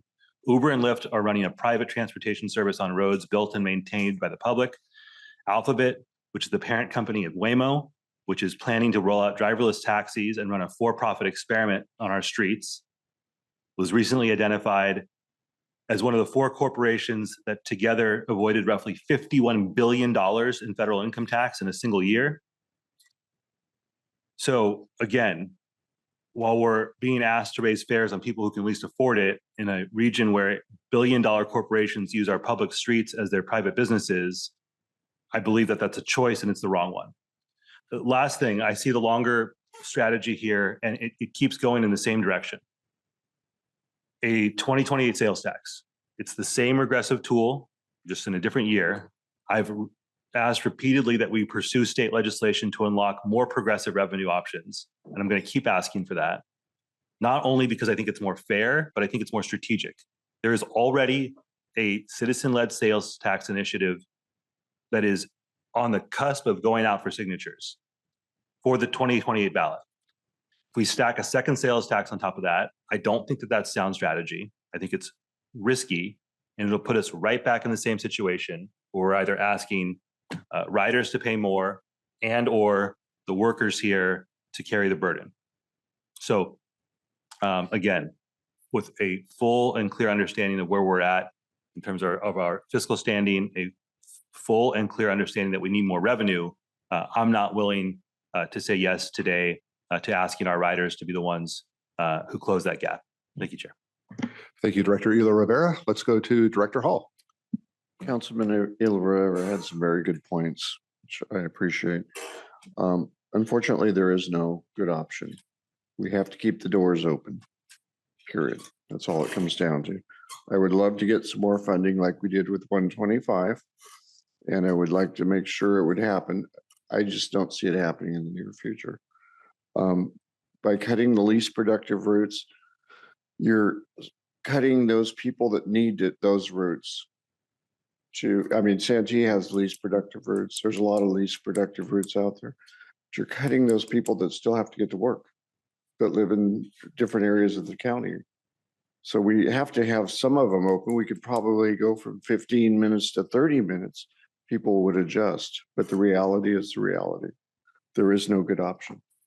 So the reason I seconded this fare increase was to make sure that we did something to get going. Again, we have to avoid bankruptcy, for a better word. Nobody ever wants to use that word, but that we have to avoid bankruptcy. I would have liked to see a 4-year increase. So we go from 26, 27, 28, 29, and maybe we would stay in business till 2030. But this is what we have in front of us, and this is what we need to vote for. So the reality is it's got to happen. I know it's terrible. I know people aren't going to want to do it. I know it's going to cost some things, but it's got to be done. So that's why that's why I seconded it. Thank you, Director Hall. Let's go to Director Mendoza. So this is a 25 to 30% increase, except for the day passes. But like you said, it's been a long time since fares have been increased, and that's unfortunate that it's such a big jump. I was just mentioning the last time I had an adult day pass was before I retired, and I was coming downtown regularly, and yeah, I paid $72 for many years for an adult day pass. But like Director Bush, I think I'd like to see maybe a compromise, and I want to advocate in particular, understandably, for low-income seniors and disabled. We're looking at about a 30% increase in the monthly pass for seniors. And I just wanted to, this is from the County of San Diego's Aging and Independent Services. So many seniors, I was formerly a social worker many, many years ago, and a lot of seniors and disabled live on SSI income and supplemental security income. Right now, that is $1,233 a month for low-income seniors and disabled. And in San Diego County, 29% of older adults are receiving SSI income. 29%. And the other percentage is blind and disabled receiving SSI. And then there's about 41% of seniors, according to this study, who fall below just the cost of living standard. They're not eligible for SSI because maybe their Social Security is $1,500 a month. But we all know you can't live on that. So what I understand that the adult monthly pass is the biggest driver of this increase of what our revenue, fare revenue.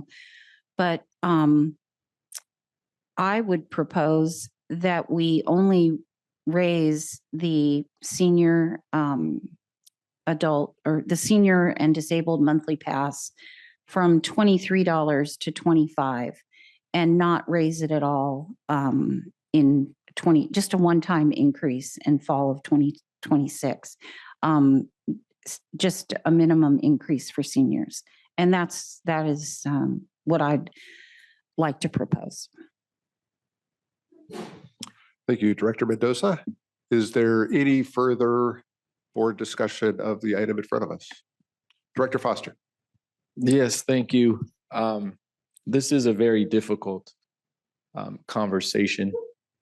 And quite frankly, I'm really concerned as to what's presented today. It seems that we will be right back here in a number of years. And so I'm not necessarily seeing per se the path to addressing, I guess here we call it a fiscal cliff, where it looks like we are in the same structural deficit that other agencies are encountering. And I am just truly taken back on how we are not necessarily looking at the organization as a whole, not just routes, not just what's performing, what's not performing, but the organization down to every expenditure that is expended. And I don't feel that I have, since I've been here, that I have seen that level of effort. And so I'm just very, very concerned. Also, just in my experiences, as I've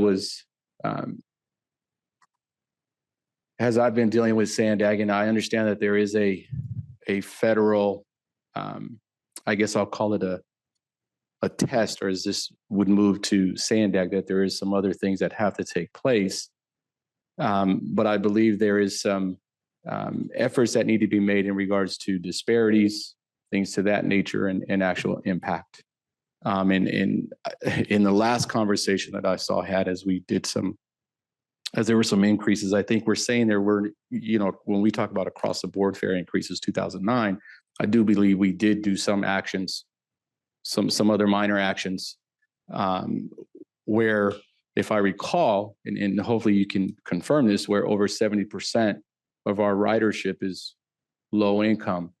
And as I heard that federal test or analysis, it came back that it's okay to raise fares because there's no disparate treatment, as most of our ridership is low income.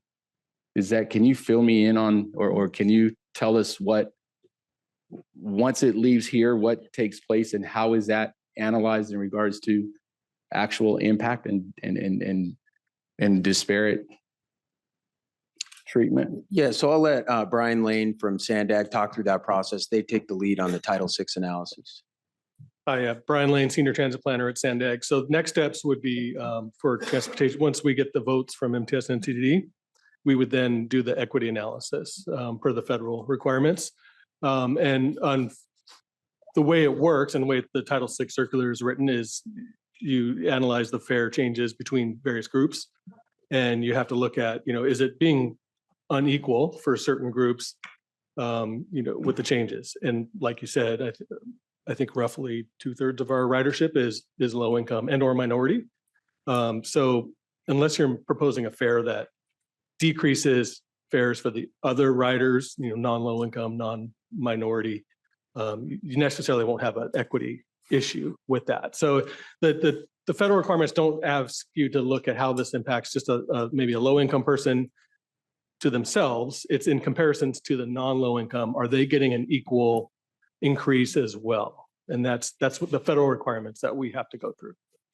Okay, I understand, and I appreciate that. And I think with the understanding that 2/3 of our ridership and what we are asking to do here today, where I just don't think that we have exhausted other opportunities and efforts, it's very difficult for me to support an item like this before us today. So I think with that, I do appreciate all the comments by my colleagues. I do think there's more work to do. I'm not saying that I will not get there, but I think on the back end, I think there needs to be more certainty because what I don't want to do is to be right back here in a matter of, I guess I'll say months or years, however you want to refer to it. And we are having the same exact conversation. So thank you, Chair. I will leave that there. And thank you, Director Foster. Director Dowdy. Thank you. My earlier question was just a question. I wasn't making comments then. As somebody that went to the Sandag retreat, when we talked about what options we have going forward with the Transnet money that Sandag gets, I just want everybody to be clear. This was raised, and I certainly am interested in hearing how that could help, but there was a lot of people on the other side trying to use what money we have left at Sandag coming into Transnet to do all kinds of other things that are part of the Transit Ordinance. One of them is we did a great job of procuring land for our habitat conservation plans around the county, but there was never built in any kind of maintenance. So now we have all these vast parts of land, which we love in the county, but no way to maintain them. So that's a competing interest nobody thought about that needed to come out of the transit funds. Likewise, there's a lot of people that say we didn't finish two of the major roads the voters wanted us to build when they voted on Transnet the first and second times. So although I do support doing whatever we can to keep MTS whole, to make sure we can service the people, I just want people to be aware. It's not like we didn't think about going to look for money everywhere else. We did. The problem is the other agencies are in the same boat we are, trying to figure out how to balance that. So I would be supportive of the initial motion, because we've got to start somewhere. If we stopped right now and we don't approve what's on it, the question I would have for staff is, how long would it possibly take for us to reanalyze coming back with something other than the suggested? Because this was years of work. So I'm just curious, anybody have any idea if we had to stop here, if we don't pass this, how long it would take to go through, reanalyze and come up with new numbers? Well, the process we just went through after getting the board direction took about a year, a little bit more, a lot of staff resources in terms of outreach and other things. So it's a big lift, but I mean, if the board has that direction, we can do that. But I think it's just, it does take time, and time is not on our side right now. And that would just be my final comment. I loved the director's answer that if we start with the phased approach we've got, this is the first one. That gives us 2 years to keep working to figure out, maybe we don't raise it at all. Maybe more money comes through. Maybe Congress changes enough that we're putting more money into transit and funding.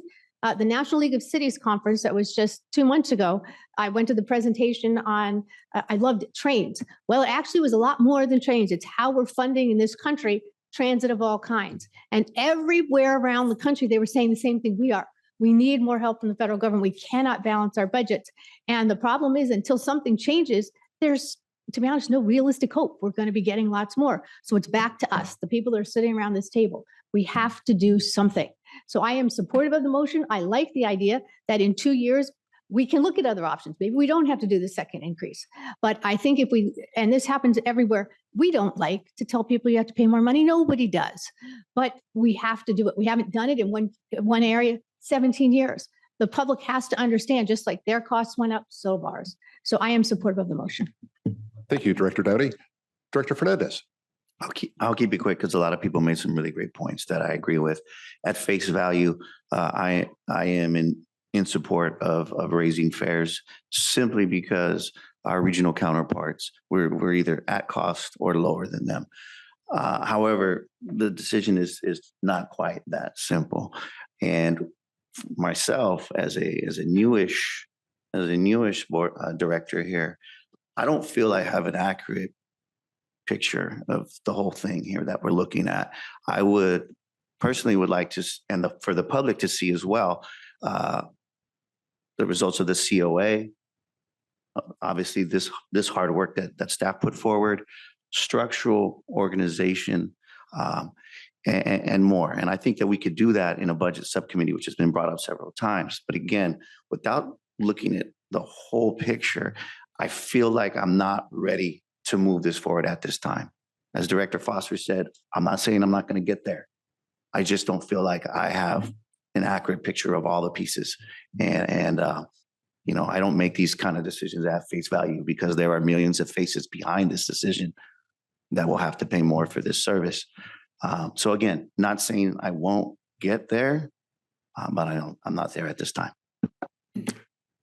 All right. Thank you very much, Director Fernandez. All right.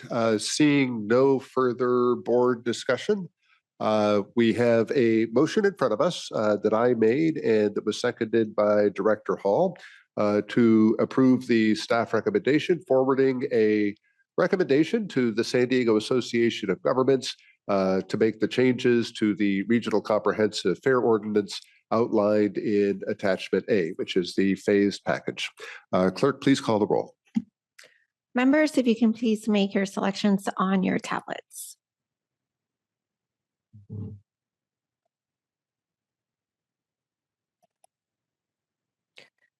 Chair, the motion passes with 7 more members voting yes and 4 members voting no, and 3 members absent.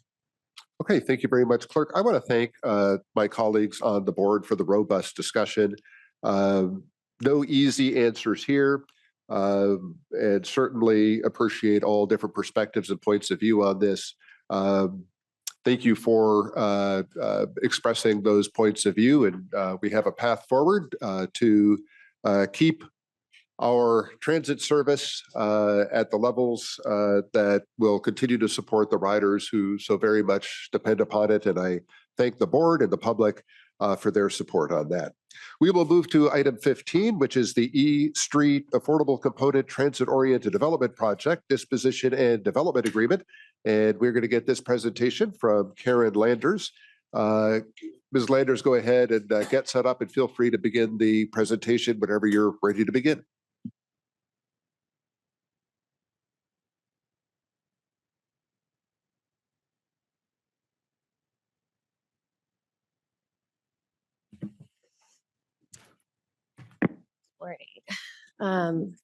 Okay.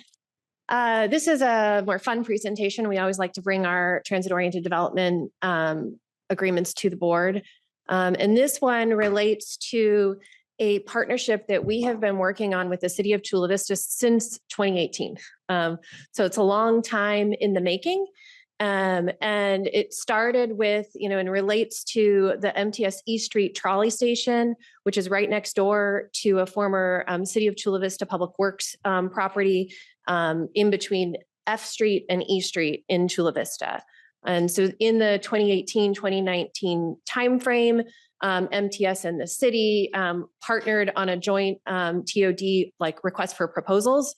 And the goal of that was to have unified design and a circulation with a mix of uses on that site to really kind of expand it. So it wasn't just looking at the MTS site and then doing a separate development on the city site. We wanted it to be high density given the proximity to the Chula Vista Bayfront redevelopment area. This is really the northern gateway to that property.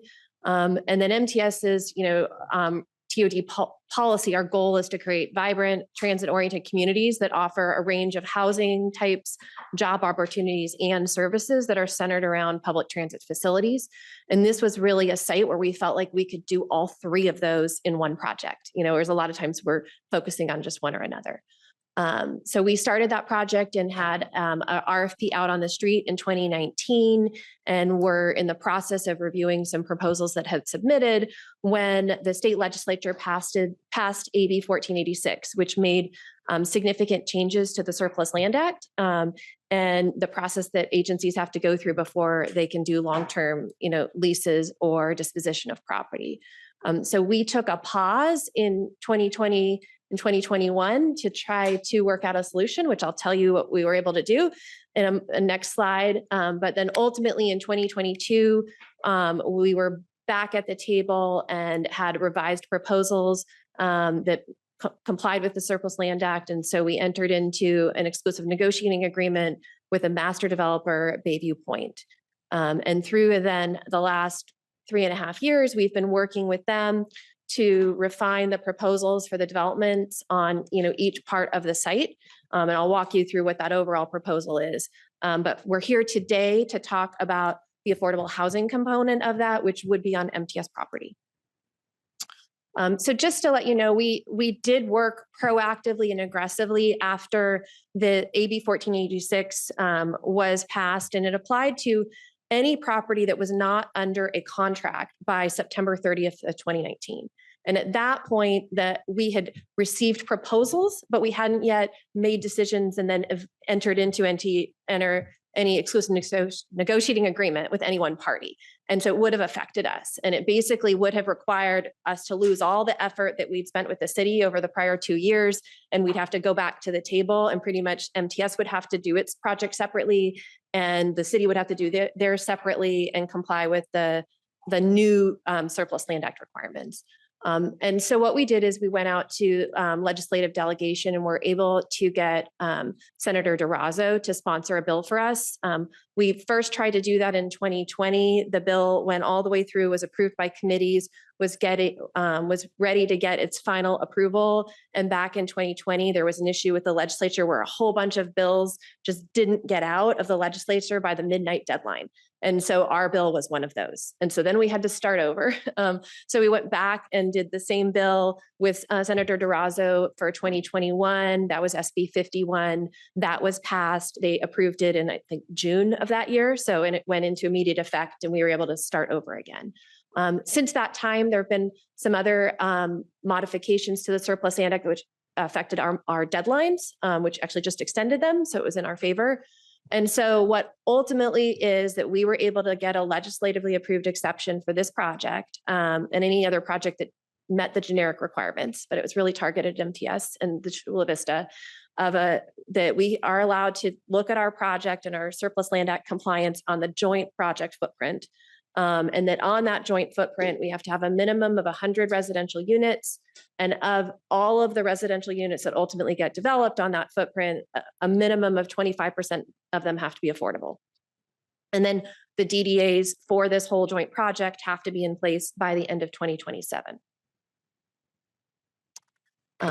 So again, I had mentioned that, in 2022, MTS and the city approved an exclusive negotiating agreement with Bayview Point, and we've been negotiating with them since that time over various different project elements, the MTS transit requirements, interior circulation to serve all the different parts of the project, the affordable component that was to be placed on the MTS property itself. And so really what the project looks at is on the city parcels, there will be a hotel, market rate housing, commercial facility, parking, and circulation elements. And on the MTS parcel, we will have affordable housing, our transit center, our transit parking, and other circulation elements for the whole project. We're here today because that affordable component of the project is ready to move forward now. And so that's what we're asking the board to approve. The city is finalizing deal terms with Bayview Point for the hotel project and the other components. I don't know exactly what their timeframe is. I wouldn't be surprised if they get that done within this calendar year, but they have until the end of 2027. And I would like to acknowledge that David Graham, the city's Director of Economic Development, is here, as well as Chris Arthur from Eden Housing, who's our affordable housing partner. So just to give you a sense of what this overall joint TOD project is looking at, this is the site plan. The box that's in red is the MTS parcel, and the box in blue is the city's parcel. And we're looking at the orange box would be this Eden affordable project that we're talking about today. Our transit center, is that's what it looks like today. There's a bus loop and there's some parking in the middle of it. There's also parking right now where the affordable housing project is and where that driveway would be. And so the hotel would be the pink parcel on the right side of the screen, and the yellow parcel would be future market rate housing. And ultimately then at full build out, it's anticipated that there would be a 1 acre park for the city and a commercial building. One of the things that we have made sure to do throughout this process was go back and look at what our other regional priorities are at this location and make sure that nothing that we develop here impacts our ability to move forward with those. And the most important at this site really is preserving the ability to do a future grade crossing at E Street and F Street. And that is something that Sandag is in the middle of doing. They have a prioritization study of which of the grade crossings throughout the region go first. But we wanted to make sure that constructability, if those funds arise, that we then haven't built a building in a location that would prevent the grade separation here. And so if you look on the site, there's a linear park, Lot D, that's a strip of land adjacent to the railroad corridor. And that has been incorporated into the project because that would preserve the area that right now the design to grade separate would be that you would lower the tracks. And, because you can't do sharp turns and other things with a train, the lowering would extend fairly far. And so we would anticipate to be able to continue operating transit while doing any grade separation project, that we would keep our current tracks where they are and operate, and that you would then build into and grade that linear park parcel to lower the tracks in that location.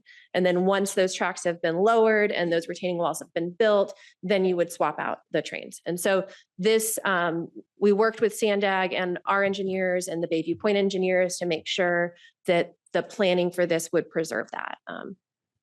As it relates to the affordable housing project that's here for you today, the design currently would be 101 units. That's 100 affordable units. And then there's generally one market rate unit for the on-site property manager. And then there would be 105 parking stalls for the residents that would be part of that. And one of the key things about this is in this project meets those minimum surplus land act requirements that we have on the bill. And so we would have our a minimum of 100 units. And right now they're all affordable, essentially. The future market rate project is looking at 300 units. So that would be 400 units total. And our 100 units would then meet that 25% affordability requirement. And so that's an important thing for this project to also go first, to prove and confirm that the overall project meets the Surplus Land Act.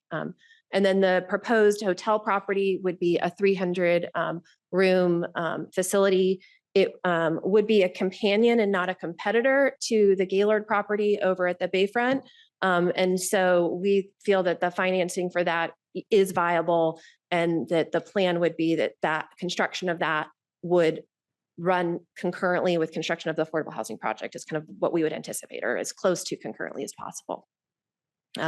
And the city is currently, again, in their negotiations with the hotel and reviewing the financial assumptions and those deal terms for them. So today I've already given you a little bit of information about this Eden project, but we have not yet, MTS specifically hasn't worked with Eden, but they have a well-established reputation, for affordable housing. And I understand from the executive committee meeting that they've actually worked with some of the other cities in this region, but they seem like a very solid partner with a good track record. And we're looking forward to working with another developer out there, in our program. Again, this project would be 101 units. Right now it's at 176 total bedrooms, 105 parking stalls for the residents. So that's a 1-to-1 ratio, which we think will help alleviate potential pressure on our transit parking by residents. And then it would be 7 floors with 1 below grade for their parking. The proposed DDA terms is following our kind of standard affordable project terms that we've done the last several times and is consistent with Board Policy 18. So it would be a 99-year ground lease. There would be an affordability covenant.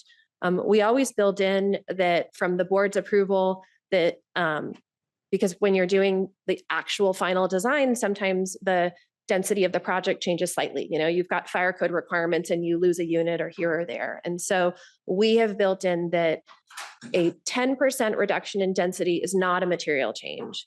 But anything more than that would have to come back to the board for approval. I don't actually anticipate a reduction in density on this project because they really want to keep that 100 units for the Surplus Land Act requirement. And we don't, any increase in density is also not a material change. So that would never have to come back. So if they, for some reason, decided to change it to 150 units, that would be something that they could do without coming back to the board. The rent formula that we do for affordable housing projects is that 5% net cash flow rent formula. And so that is a de minimis rent. And then what we really impose on them is the transit parking requirements. So we'll let you use our land, but we need to make sure that we still have our minimum transit parking requirements that are met. And then for our Board Policy 18 also requires that any of our TOD projects also have to meet our statutory requirement to use either to pay prevailing wage and have skilled labor requirements. And they're able to do that either just by complying with the same labor codes that MTS would be required to comply with, or by doing a project labor agreement. So the phasing of this is that we would go forward with the affordable housing on the first. The reason why we're bringing this to you today is because the Eden is looking to apply for Affordable Housing and Sustainable Communities Funds, which we call ASIC, for the May 2026 round. And those are really only come around once a year. And so if we miss the opportunity to apply now, then that would probably delay that project by another year. And so we want to get in and do that. This project actually gets a lot of extra points under ASIC. And so it looks like a really viable candidate for that funding. So the goal then would be generally trying to get the funding within an 18 to 24 month period. We'd hope to break ground in 2028. This may take a little bit longer because this is a joint master development project. The Bayview Point and not Eden is going to be the one that's ultimately responsible for building those interior circulation driveways and roads. And they're also going to be responsible for the replacement parking that MTS needs that we're going to lose from the footprint of this affordable housing project. And so I think that it likely we're maybe looking at a 2 to 3 year period before they start construction on this, because first phase would be all that infrastructure that we need to go in. One of the condition precedents in this DDA, so before MTS, what normally happens is you approve the disposition development agreement, and then that says, all right, you go out, get your funding, get your final building plans approved, and be ready to start construction. And when you are ready to start construction, we will then close escrow on the ground lease, and you will have the ground lease in place while you do your construction. And so what we have built in here, because the ultimate deal points are that Bayview Point, the master developer, will be the one that will provide some of this replacement parking for MTS, that we will not close escrow on a ground lease with Eden unless and until there's an irrevocable commitment to provide replacement parking for MTS. And that is ultimately something that is part of the deal points between Bayview Point and the city in the future for the overall master development. And so that is built in to make sure that then at the end of the day, we right now have 278 parking spaces at E Street. Our last parking study said that about 240 are used every day. And we can't lose that capacity. And so what we're saying is that at the end of the day, our station needs to have 240 parking stalls. So some of those are going to be the ones that are still there. There are surface lots in between the bus loop and they won't change. But then to the extent that the interior infrastructure roads take away parking or the affordable footprint takes away parking, then those will be provided elsewhere as part of the joint development. Right now, the current concept is that the Bayview Point would build a temporary surface lot on where the 1 acre park property would be in the future. That's right next to ours. So it's a very short, it's not a excess walking distance for our passengers. And then ultimately when the final market rate housing project is constructed, that part of that project requirement would be to build a parking garage on the MTS bus loop for all the parking to go there. And then that would unlock the parcel for the park. So, and then again, I had said that we anticipate that then construction of the hotel will probably be concurrent with the Eden project, that they'll get the infrastructure in, and then those two projects will get underway. Then the phase 2 would be the market rate housing, the retail, and the parks. And while ultimately, in order to take advantage of the Surplus Land Act exception, the city needs to be in have a DDA approved for all elements of the project, including market rate housing by the end of 2027. We would anticipate that DDA will give some flexibility for the timeline for them constructing the market rate housing, just because market conditions right now are not supportive of a market rate project of that kind. But that is for the future and something being negotiated by the city, and it would be on city property, not MTS property. So with that, the recommendation is that the board authorize the CEO to execute the DDA with Bayview Family Housing LP, which is the entity created by Eden to complete this project, and then authorize the CEO to take all actions necessary to fulfill our obligations under the DDA. I'll make the motion to approve. All right. Thank you very much, Ms. Landers. Clerk, do we have any public comment on this item? We have no public comments, Chair. Okay, we have no public comment on this item. I heard a motion from Director Hall. Let's go to Director Fernandez. I will second that motion. It should be no surprise that I support this. Right, smart use of our assets and non-fair revenue generator. But more importantly, it's a part of our town that needs some love. So I appreciate the investment in that part of town. And as stated, it won't compete with the Gaylord. That this development will only complement what's going on around there. Yeah, and we absolutely feel like that once this development is fully built out, that it would drive ridership at the station. So, and which Yes. is one of the goals of the board's TOD policy of like, even if you're providing a subsidy for affordable projects, the goal is, and the expectation is that we would increase ridership by 100%. catalyst development. I was definitely getting there, and the fact that the project footprint does not interfere with a good breakfast at Emma's. So I second the motion. Very good. Thank you, Director Fernandez. Let's go to Director Leyva Gonzalez. Thank you, Chair. So I have one question, because there's been different variations of this particular project for some time. And I know previously with this particular project, one of the issues was that big transformer on the south end, right adjacent to where the bridge is at. So is that going to remain in place and it's not going to be altered? Because I know that that was one of the obstacles that previous variations of this project they were encountering. It's that box right there. Yeah, so that is an MTS traction power substation. And so currently the design does not include it, but we have certainly offered that if there is design of the project that would want to kind of incorporate like that, we're open to it, but it is expensive to move that. So, I think that we would anticipate to see, where safely you can have people maneuver around that there would be additional kind of park and pedestrian trail, around it. So even though it looks gray there, I'm not sure that it's going to be like an ugly box. It'll be incorporated into it, but it's not part of the official footprint at this time, but we're certainly open to uses for it. Thank you. I know this has been a long time coming because there's been numerous variations for this particular plot of land. So I'm very excited to see this moving forward. Thank you. Thank you, Director Leyva Gonzalez. Seeing no further discussion on the board, clerk, we have a motion by Director Hall, a second by Director Fernandez. Please take the roll. Members, if you can please make your selections on the tablets.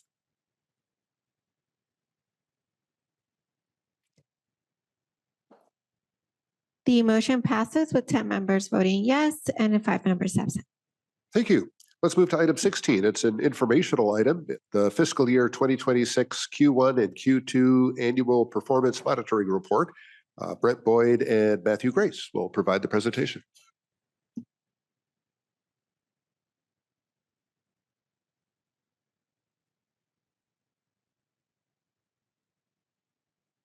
Good morning, everybody. Brent Boyd, Director of Planning and Scheduling. I'm here with Matt Grace, who's a data analyst and oversees our performance monitoring report program. We're here for an update on the Q1 and Q2 performance monitoring report, and also a look at our ridership trends that we've seen in Q1, Q2, and really focusing in on that. The performance monitoring report is guided by Board Policy 42, which is our policy for evaluating and implementing transit service changes.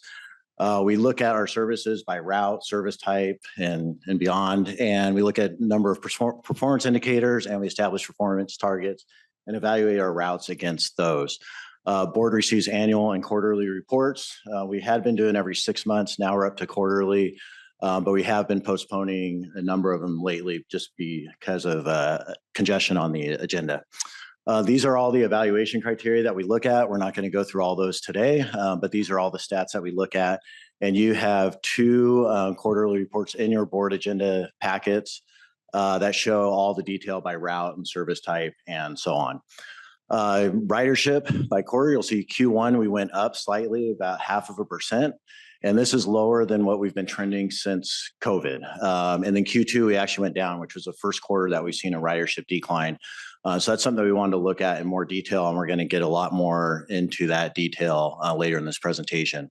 Ridership change by mode. You see that bus is performing a little bit better than trolley lately. Trolley had a quicker recovery after COVID. Bus has been recovering better lately. But both had declines in Q2. You see the purple there is our demand response, which is our access program, and that's gone up in both quarters. And that's really because we're getting more people enrolled in the program. Passengers are taking about the same amount of trips, but there are more people enrolled in the program, so the ridership is going up. Passengers per revenue hour, that's just a metric on how well the service that we're providing is being used. Ideally, that goes up every quarter, although we have seen declines in Q1 and particularly in Q2, just because the ridership is going down and the service levels are remaining relatively static. On-time performance, our goal is 85% for some of the routes and 90% for the others, and we're doing pretty well on that metric. We're not meeting the goal on every service type, but we're close to the threshold on all, and we'll keep looking at on-time performance. And then we have financial metrics. So we look at the three things that we look at for financial metrics per passengers is the total cost that costs to provide service per passenger, the revenue that we're getting back from passengers, and then the ultimate subsidy, which is the difference between cost and revenue. And ideally, that number goes down as well. And that's our goal, is for the cost per passenger number to go down and the subsidy per passenger number to go down. It has been increasing slightly, and that's due to all the discussions that we've been having lately, the rising costs, the static fare revenue, and so on. But even though the costs have been going up, when you look at it in a bigger picture with the rest of the country, you see how efficient our operation is. San Francisco Muni, they're going through a similar effort that we are. They have about a $400 million budget deficit coming up, and they commissioned a peer analysis of them and all the largest transit agencies in the United States, including us. And you see the cost per passenger by different modes and the cost per passenger across all modes. And we're much lower than the peer average. The only agency, and these are all the biggest agencies in the United States, the only one that has a lower cost per passenger than us is New York. And New York is a totally different animal. They carried, and this year, this is a 2024 analysis, they carried 2.9 billion passengers. About 40% of all the transit trips in the country occurred on New York MTA. They are the only ones that had a lower cost per passenger than us. You take out the subsidy from there, the fare revenue, you take away another $1, the subsidy per passenger is about $4 per passenger, compared to $8 per passenger across our peer agencies. So we're providing about twice as much service per passenger as our peer agencies are. But we wanted to look at the Q1, Q2 ridership decrease because it's the first time we've seen a decrease since COVID.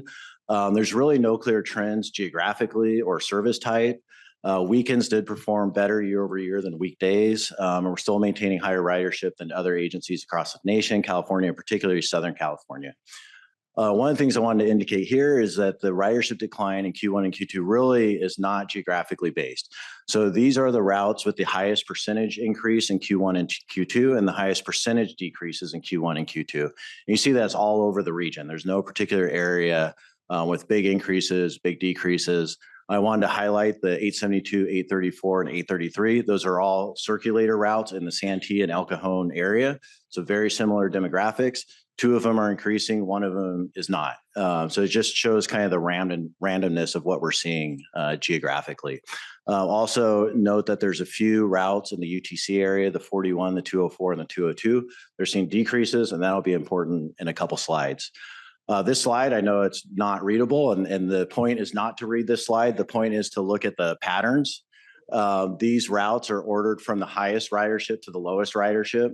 And the green is an increase, the red is a decrease. So you just simply look at the patterns and you see that there's really no obvious patterns. Some of the highest ridership routes are increasing ridership, some of them are not. Some of the lowest ridership routes are increasing ridership, some of them are not. So there's really just no distinct pattern. And that's the whole point of this slide. You can look at all the detail in your agenda packet if you want to see the numbers by route. Then we looked at trolley station ridership. It's kind of the same thing. It's all over the board. It's just spread out geographically. We highlighted Harborside and Pacific Fleet. Those stations are right next to each other, yet one had a high increase, one had a high decrease. So it's kind of random. You see Nobel Drive, UCSD, and UTC indicated on the couple slides before that the bus routes up in that area are seeing declines. The trolley stations are seeing improvements. So again, it's kind of random. Then you look at the trolley stations with biggest decreases and highlight Convention Center, Gaslamp Quarter, and Seaport Village. Those are all on the Bayside and downtown on our green line. And it's really, those are really heavily dependent on special event service. So that I wouldn't read that into, I wouldn't read long-term information to that. It's just kind of the occurrence of special events. Then you look at a map and you just see that it's kind of randomized again. Then you look at it by day type and you see that bus ridership, the weekday ridership by month has fallen every month since October. But that's not the case for weekend ridership. We're actually seeing better performance on weekend ridership. Same thing with the trolley, bigger decreases on the weekday than the weekend. The orange line, we're seeing across the board decreases, and I think that's mainly due to the construction project that's happening out there. Ultimately, it'd be a great project, but there is some pain while it's going on. The green line you see in October and November, we're increasing ridership. Again, the green line is highly dependent on special events, particularly on weekends. FY25, we had, or FY26, this past October, we had SDFC, the new football team or new soccer team. They did not exist in FY25. So that could be an explanation for the increased weekend ridership on the green line. We are not alone in these ridership decreases. This is just simply a quick Google search of ridership trends across the country and in North America in the fall of 2025. And we're seeing it across the board. One I wanted to highlight is Miami-Dade Transit up there in the upper left. In terms of ridership, that is our closest peer across the country. They are number 12 in ridership in the country. We're number 13. Our ridership is about 3% off from each other. You see the quote there, they've seen 3 consecutive years of healthy gains, but they've seen a ridership decrease in this fiscal year. So that's kind of a trend across the country. Then we're going to present some stats. These are data. This is data from the National Transit Database, and it's comparing ridership retention every January from before COVID to each year. So the one on the left is 2020 to 2021, and the red line is us, of course, and the black is the average across the country. And you'll see that year to year, we are maintaining higher ridership from pre-COVID than most anybody in the country. The one line that is close to us is New York MTA. And again, that's a totally different animal with New York. And you'll see there's a general trend where people have been going up every year up until 2025. And then there's been a slight decline from 2025 to 2026, not necessarily in the average, but the other agencies. Then you look at California in particular, and the trend is even more obvious. There's been a decline from 2025 to 2026. And again, we are retaining a much higher percentage of ridership than other agencies throughout California for the most part. And then you look at Southern California specifically, and it becomes even more obvious the downward trend just from 25 to 26. And these are all the large agencies in Southern California. And again, we are doing a much better job at retaining ridership than our peer agencies. That graph is then shown in a table, and you see that from 2020 to 2026, we've lost about 9% of our ridership. You look at the biggest agencies near us, LAMTA and OCTA, and our numbers are about half of what theirs are. And it's good to have a less negative number in this aspect. From 2025 to 2026, we have lost about 2% of our ridership.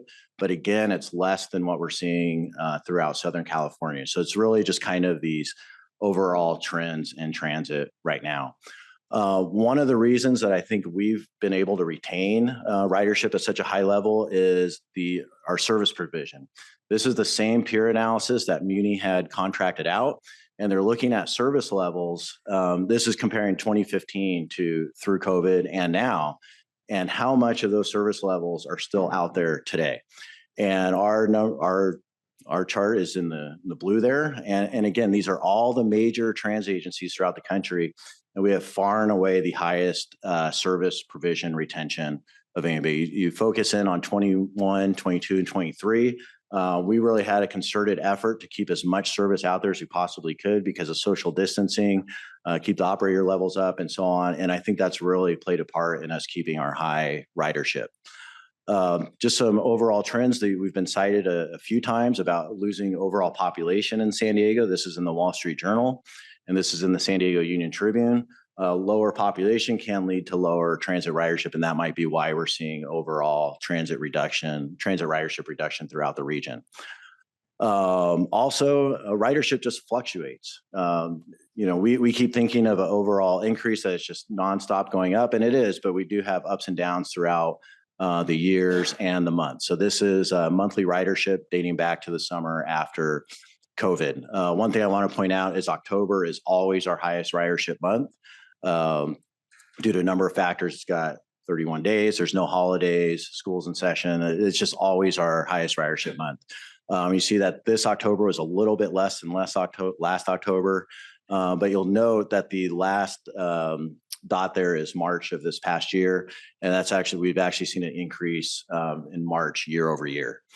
So that's some good signs. So this is the ridership change year over year by month for this fiscal year, Q3. We'll bring back a full Q3 performance monitoring report later, but we wanted to show some good indications of ridership. March is the first month that we've seen year over year increases since September. I'm sure the gas price increase has something to do with that.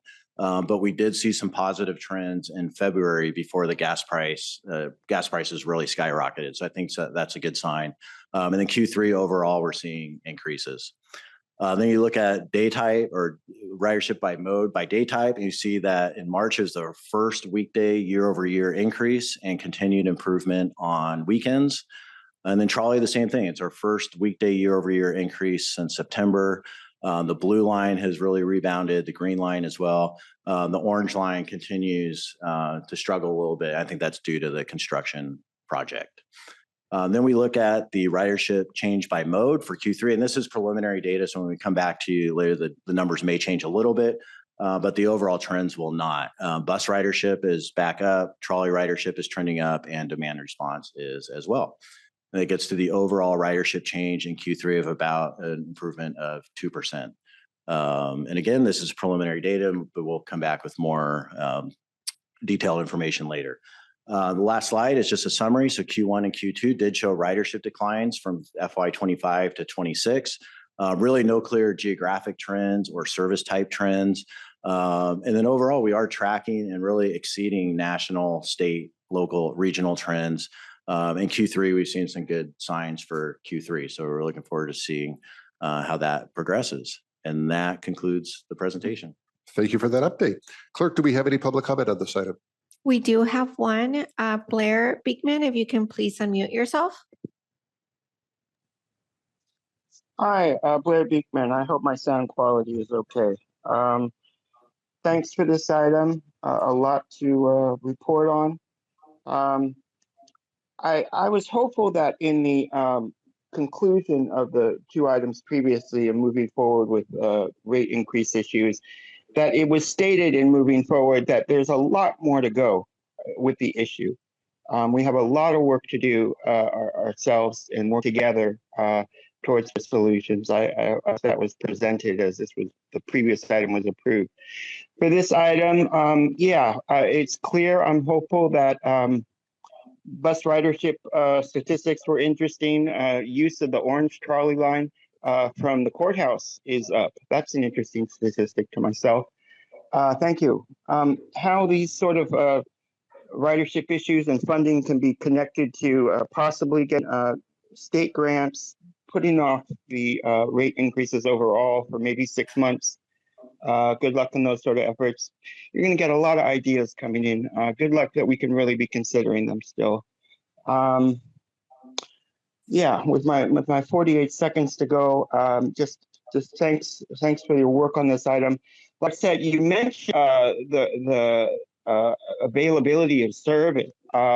Man, I love the MTS bus. It's like it's league of the Bay Area, I feel. And I think you've done something incredible. And I think we should really respect that, how to do that. The fact you offer a lot of late night service, which is incredibly helpful to me.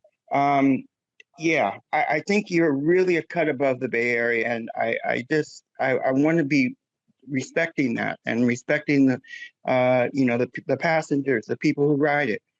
So good luck what you could be doing, and thank you for your time. It's the first time I've ever said how much I really love your bus line. Thank you. That concludes public comments, Chair. All right. This is an informational item, so no motion is necessary on this. We'll open it up to board discussion and begin with Vice Chair Goebel. Thank you, Chair. Let's go to slide 29, please. The orange line, the reductions there. Is service slower now because of the orange line, or are there bus bridges being used? What's going on? Yes, bus bridges. The service wouldn't necessarily be slower. There could be some slow orders at night and that type of thing.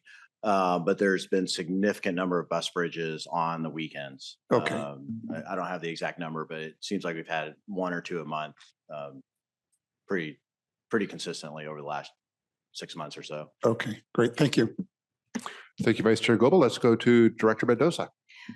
Yes, and I just, you mentioned this, but I do think that the construction is causing less right, just from things people have said to me. So if there's any way we can kind of keep people apprised of when those, nobody likes bus bridges. I don't like the bus bridges, but if it, just so people kind of know, like, are they not surprised? I don't know. How we can do that, but or reach out to the city of Lemon Grove and we can get it out to people. Like, Tuesday night or Wednesday night, we're going to have to shut it down or something of that nature. Thank you. Thank you, Director Mendoza. All right, seeing no further board discussion on this item, we'll move to our final discussion item of the morning, item 17. It's an informational report on the MTS support services overview and results. And we're going to get this presentation from Amanda Denham. All right, good morning and thanks for having me. I'm Amanda Denham. I'm the Director of Support Services for MTS. And so I'm here today to talk to you about what support services is, what we offer for the customer experience, and provide you a little context about our metrics and how we serve the customers that we have in our agency. So at MTS, we have 6 different departments that are dedicated to making sure our customers can get timely, accurate, and accessible information. We have 3 call centers that sit on the 8th floor of this Mills building, and each of those call centers is targeted with specific information to help make it easy for the writer to get what they need quickly. We receive about 25,000 phone calls each month. We also receive online feedback and email communications in the various departments. We also have an in-person store, which you've walked past as you've entered this building on the 1st floor. We have a team of passenger support representatives whom you've seen likely out in the field, helping passengers with everyday support, navigating our system, helping with special events, and making sure new riders and veteran riders know their way around the system. Lastly, we have a ride check program, which operates like a secret shopper program to help keep us accountable and provide an additional layer of feedback to keep the service quality high. So I'll go through each of the call centers and let you know a little bit more about them. The first is the MTS Customer Service Department. So this department is made up of 4 management employees who take about 1,000 pieces of customer feedback each and every month. And they do so using an online feedback form, live calls, voicemails, emails, live chat. We give our customers a lot of options. And every piece of feedback, including comments that are made here to you at the board, are entered into one system, and that's the SAP CRM system. That allows us to collect all of our data in a consistent manner and be able to use it for analysis that I'll talk about a little bit later in the presentation. It's integrated with our operations system. So for example, the RTMS or real-time information system on buses is directly as part of the system, so we can make sure we pick the right driver, the right area to investigate. And we receive a combination of things: compliments, complaints, comments, and suggestions, and all go through the same system. We also make sure to take the feedback for the entire network, whether it be contracted operators or in-house operators, security or facility related. Everything's logged into one system to allow us to have a really cohesive perception of what the rider experience is. We also make sure that the customer isn't left to just submit their feedback. We take a lot of pride in the actual follow-up to the customer. So we close all of our cases within an average of less than 7 business days. And if a customer requests a follow-up, that is provided by a customer service supervisor, whether it be through email or phone call. This team receives an average about 2,000 phone calls among the 4 people in that department. And on average, the customer waits 17 seconds, and less than 2.5% of those customers have to hang up before we're able to assist them. And one thing to keep in mind when we talk about call centers for public transportation is I do think it's unique from a lot of other government agencies, and that the information our teams are there to provide is happening in real time. Someone waiting for a bus doesn't want to wait on hold for 2.5 minutes to find out the bus they were waiting for already passed them 2 minutes ago. And so we think it's very important to not only support our drivers, but also our passengers, and making sure that we make those, when they are referring a customer to our departments, that they are handled efficiently. The next team is the MTS Information and Trip Planning Office. This is our largest call center. So this is a team of 15 represented clerks. They're part of the ATU, which is the same union as the drivers. They provide personalized trip plans for customers. They assist with lost and found, again, across the entire system. Someone loses something on an in-house operated bus or a contracted bus, this team is able to support them, connect with the drivers in real time through their radio system, They're able to collaborate with our marketing and operations team when there are detours. They get real-time updates when an elevator goes out. Really, they're here to be, as one of my supervisors, Bernie, in trip planning put it, we are here to be the whole human connection. We are the greatest human link for our customers who can be anywhere in our system at any time, and they can speak directly to another human in our system to help solve their problems, get them reunited with their life when they lose their wallet or their keys or their phone. They really want to make that immediate connection for our riders to make it easy to use our system. These 15 clerks that are in the trip planning office are supported by 2 supervisors who are management employees. This team, as I said, is our largest, and they receive about 15,000 phone calls every single month. Again, wait time averages around 17 seconds, and less than 2% of those callers have to hang up before we're able to assist them. And the graph at the top is representation of the call volumes month over month, and what you'll see is there's a lot of consistency.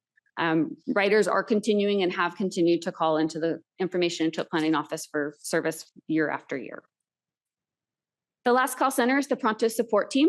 Pronto Support is a team of full-time and part-time management employees, and they support the region's fare system. So not just providing support for MTS riders, but also NCTD riders for anything related to our fare system.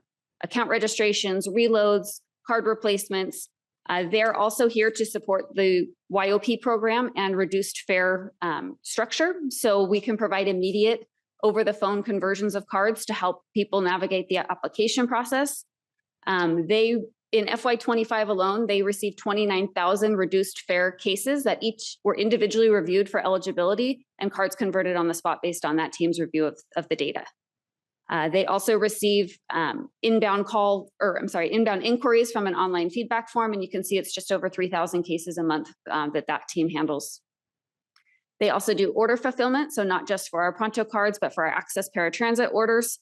They support payments for the fare diversion program, and they're there to be a really human link to explain how our system works and make sure everyone's using it to the best of its ability, particularly when it comes to fare capping. We support the Pronto Partners program that Mark referenced earlier. We have over 150 institutional accounts that we provide the support, the training, and the ongoing oversight for.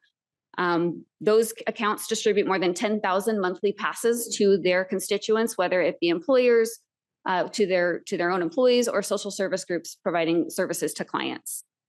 We also partner with the UPass programs Mark referenced for the City of San Diego and UCSD. And really, this is a great program that's expanded its capabilities in the last couple of years. We now allow our partners to verify eligibility for the reduced fare program through their existing portal. So for example, schools are able to help verify student eligibility and get them immediately able to use the YOP program. This call center receives about 8,000 phone calls per month.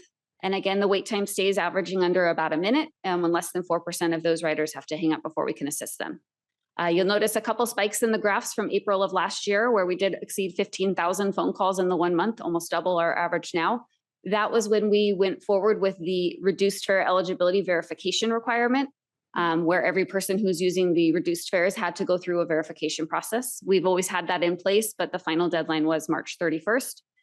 Which is why we did see those spikes. Since then, caseloads have leveled out, and we certainly still have the opportunity to support over 50 riders a day, every day, through the online application and over the phone conversions. Our transit store, you can see Vicki and Annabelle downstairs. They're probably down there today too. They are another team of ATU employees, office employees, and they are here to be the in-person support. So whether it's someone needing an explanation of how the program works, wanting to do the certification in person, or simply reload their card, this team of clerks is here to support that. One thing we notice with Pronto and our transit store is our business is very cyclical. So although fare capping allows riders to load money any time of the month, a lot of our riders still prefer to load right at the beginning of the month, whether it be their own financial circumstances or a preference. So we do see some peak volumes in both the Pronto team and our transit store. You may see a line around the first of the month. We'll have over 500 transactions at the store in that one day. You may come more mid-month around now and see maybe 100 transactions. And so there is some cyclical impacts there. We also, at the transit store, provide all of the institutional sales support. So for example, a lot of organizations, the sheriff's office, different hospitals, purchase day passes to distribute to their clients. Over 110,000 of those passes are loaded and distributed from the transit store each month. And then lastly, a large part of their efforts, it goes into lost and found. Over 8,000 items are processed at our transit store every month, and those are just the items that are lost on our trolley and our in-house operated buses. Everything's logged into the same SAP CRM system, which is what enables our call center clerks to be able to help riders know if their item might be turned in and help direct them to the transit store for pickup. We also use that system for our contracted operators, so a customer can who loses something in South Bay can still contact our teams here and be able to find that item. Our passenger support team is probably the most visible that you've noticed out in the field. They wear the red jackets, and they are absolutely a critical asset to the rider experience. This is a team of part-time management employees, roughly 40 people, and they are here for different special events. So if you've been to a Padre game or you've been to a SDFC game, you've certainly seen their presence. They help with fare payment. They help explain open payment, which has been a great addition to the special event rider experience. They're there to help people load and help direct them if they need to convert cards to reduced fare. They also maintain a daily presence, though, at our busiest stations. So Old Town, San Ysidro, and a few others have staff there on a regular basis to assist riders. And they're also our most agile workforce. So when we have something unplanned happen, say there's an elevator outage or a bus bridge that becomes necessary, that team can immediately be redeployed to the areas so we can help passengers get the most efficient service. We really recognize from a special event perspective that getting to the game is really part of that fan experience, and we don't want getting on board or fear of not knowing how to pay a fare to deter someone. So this team is there to really help with that process. We also have this team partner with our rail division to actually sit in central control during special events. So at the end of a Padre game, if you've ever been in our station, maybe last night, they will actually be the ones making the announcements over the PA. They'll be updating the visual messaging signs in real time so that our controllers in that area can focus on safely operating the trains. But our customers in the station get a combination of people overhead and on the signs, as well as in the actual station with them. A couple samples of our team is here. I'm very proud of this team. You'll see Victor, the supervisor, in the top left. We are always looking for ways, little more innovative ways to help our customers know that these resources are there. So you'll see Maria near the TVM in her full uniform, including her button. Vice Chair Goebel, thank you for that suggestion. They all wear buttons that say "Ask Me," so it's more clear what they do. The backs of their uniforms all say passenger support. We use things like colored flags during Comic-Con so customers know which trains to board. We use large foam glow sticks during things like Big Bay Boom to help make their presence even bigger in crowds. And so the team really takes a lot of pride in being able to be part of these experiences. You see December nights, we get in full character with our antler ears and are part of the December nights experience. Because again, the experience begins from the moment you're on your way, not once you get there. Lastly, we have the Ride Check program. So this is a team of part-time management employees that serve as an additional set of eyes and ears for us on our system. They're there to discreetly observe things that we would expect our operators and our buses to be doing. They use an electronic template to enter their observations, and we use that data to help understand where we may have areas of opportunity. They do directed rides, meaning we've seen data from our customer feedback that warrants some additional eyes on the customer that is not obviously an MTS employee, but they also do random rides, which provide us feedback throughout their daily commute, what they may be seeing. They also do these observations at our transit store. So a real secret shopper person to help us, again, make sure that the observations we have of our teams match and align with what our expectations are from the customer. So all of this comes together to make sure data is a significant part of how we use our support services teams. Again, 25,000 phone calls a month. We are hearing a lot from our riders, and we want to make sure that that insight that they provided us is translating into the way that MTS is operating our service. And so we have an analyst in the department who helps prepare dynamic reports on a monthly basis, as well as interactive dashboards on a weekly and monthly basis to look at everything from call trends, sales data trends, but really we key in on the customer feedback trends. We partner with the bus training department every year on their annual refresher training for the operators. And a lot of the feedback that comes from customers directly is fed into the videos and the training modules that they put together. They use real video from real incidents to help people understand how they could handle situations differently. And they use the positive feedback to be able to model other ways that operators have responded in a positive way. We use this data in a cross-departmental working group that meets. We have people from maintenance, we have our contractors, we have in-house, and we really dive into the data to really understand the trends to make sure that we are making strategic decisions. An example of that you can see here is from one of our dashboards. It is an interactive one, but this is using geocoding to heat map where our pass-up locations are. So pass-ups happen to be our biggest challenge and our most commonly heard customer complaint. So we can drill into individual locations, individual drivers, different date ranges and different operating divisions to really understand, again, where do we have areas of opportunity? When it comes to pass ups, we really want to understand, is it an individual driver or is there an issue at the station or the stop that's preventing operators from seeing them? For example, a tree that may need to be trimmed. And so we use this data to help send, again, additional sets of eyes, but make sure that we are addressing low performers or high performers and using them as accordingly. Another version of that data analysis is in the form of word clouds. We're looking at, again, those top categories and being able to understand what's driving the customer's experience and where do we have opportunity. And all that data, again, is used to be a collaboration with the rest of the system. Support services may fall under the bus division, but we are absolutely here in every conversation with the rest of the agency as we make decisions. MTS exists for our riders. My teams are here to support our riders, and we take the feedback of our riders to be part of the decision-making process for all the other areas of the department.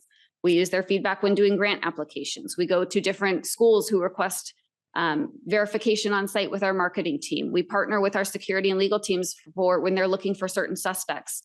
We partner with finance to make sure that we're collecting the revenue at our transit store and through our Pronto app. And so there's a lot of great partnerships that come. I really can't think of a single department in the agency where support services isn't part of the conversation or part of the decision making.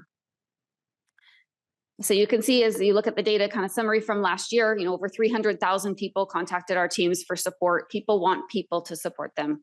We kept those calls efficient. We kept those people in front of our mind answering their calls within less than a minute. We processed over 11,000 customer feedback cases and used the data from those feedback cases to make the right decisions. And all that happens because of my team. I'm very proud of my team. They do a lot of great work. Across our team, we have over 550 years of MTS experience, and that's across the 6 teams. We also serve as a great bench of promotional opportunities. So you can see Connie in the fourth picture on the right. She started on my team and she now works in our finance team. You have Eric, the gentleman on the second picture on the left, who moved in to be a bus operator.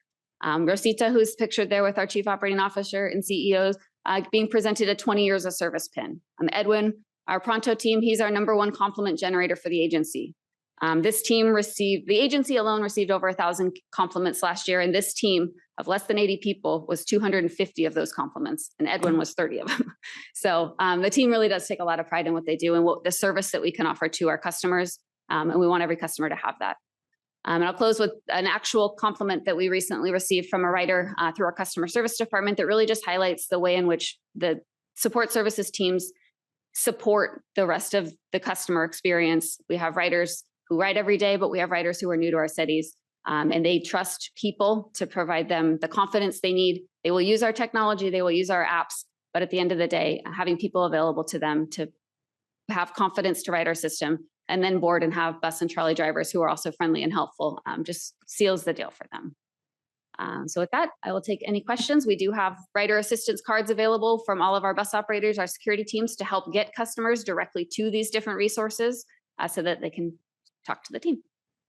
Thank you. Very good. Clerk, do we have any public comment on this item? We do have one public comment. Blair Beekman, if you can please unmute yourself. Hi, Blair Beekman. Thanks for this item. Good wrap up for the meeting today. Yeah, with the Pronto card use, interesting note that most people spend money at the beginning of the month for their Pronto card. It really suggests, people on fixed incomes that to once again offer a $5 increase in disabled fares for monthly passes is a bit steep. And I hope you can be considering that among many other options, and that we may have a ways to go before completing rate increase issues, hopefully. So thanks for this item overall. And yeah, good report. Thank you for your time. That concludes public comments, Chair. Thank you, Clerk. Again, this was an informational item, so no motion is necessary. We'll begin our board discussion with Vice Chair Goebel. Thank you, Chair. Amanda, just a superb effort. Hundreds of thousands of contacts, whether it's a request for help or load my card or something like that. It's just truly impressive. You've got a great team. Great job. Thank you. And I will echo that. Thank you to you and to your team. The work that you all do is so important to the overall customer experience. And having I got a tour that you gave me. I mean, I know how much pride that you and your team take in the customer service and customer experience that you provide. So thank you again. Thank you for the presentation. That was our last discussion item of the meeting. Do we have any board member or CEO communications? Seeing none, the board's next meeting date is May 21st at 9 o'clock in the morning. And with that, this meeting is adjourned. Thank you, everybody.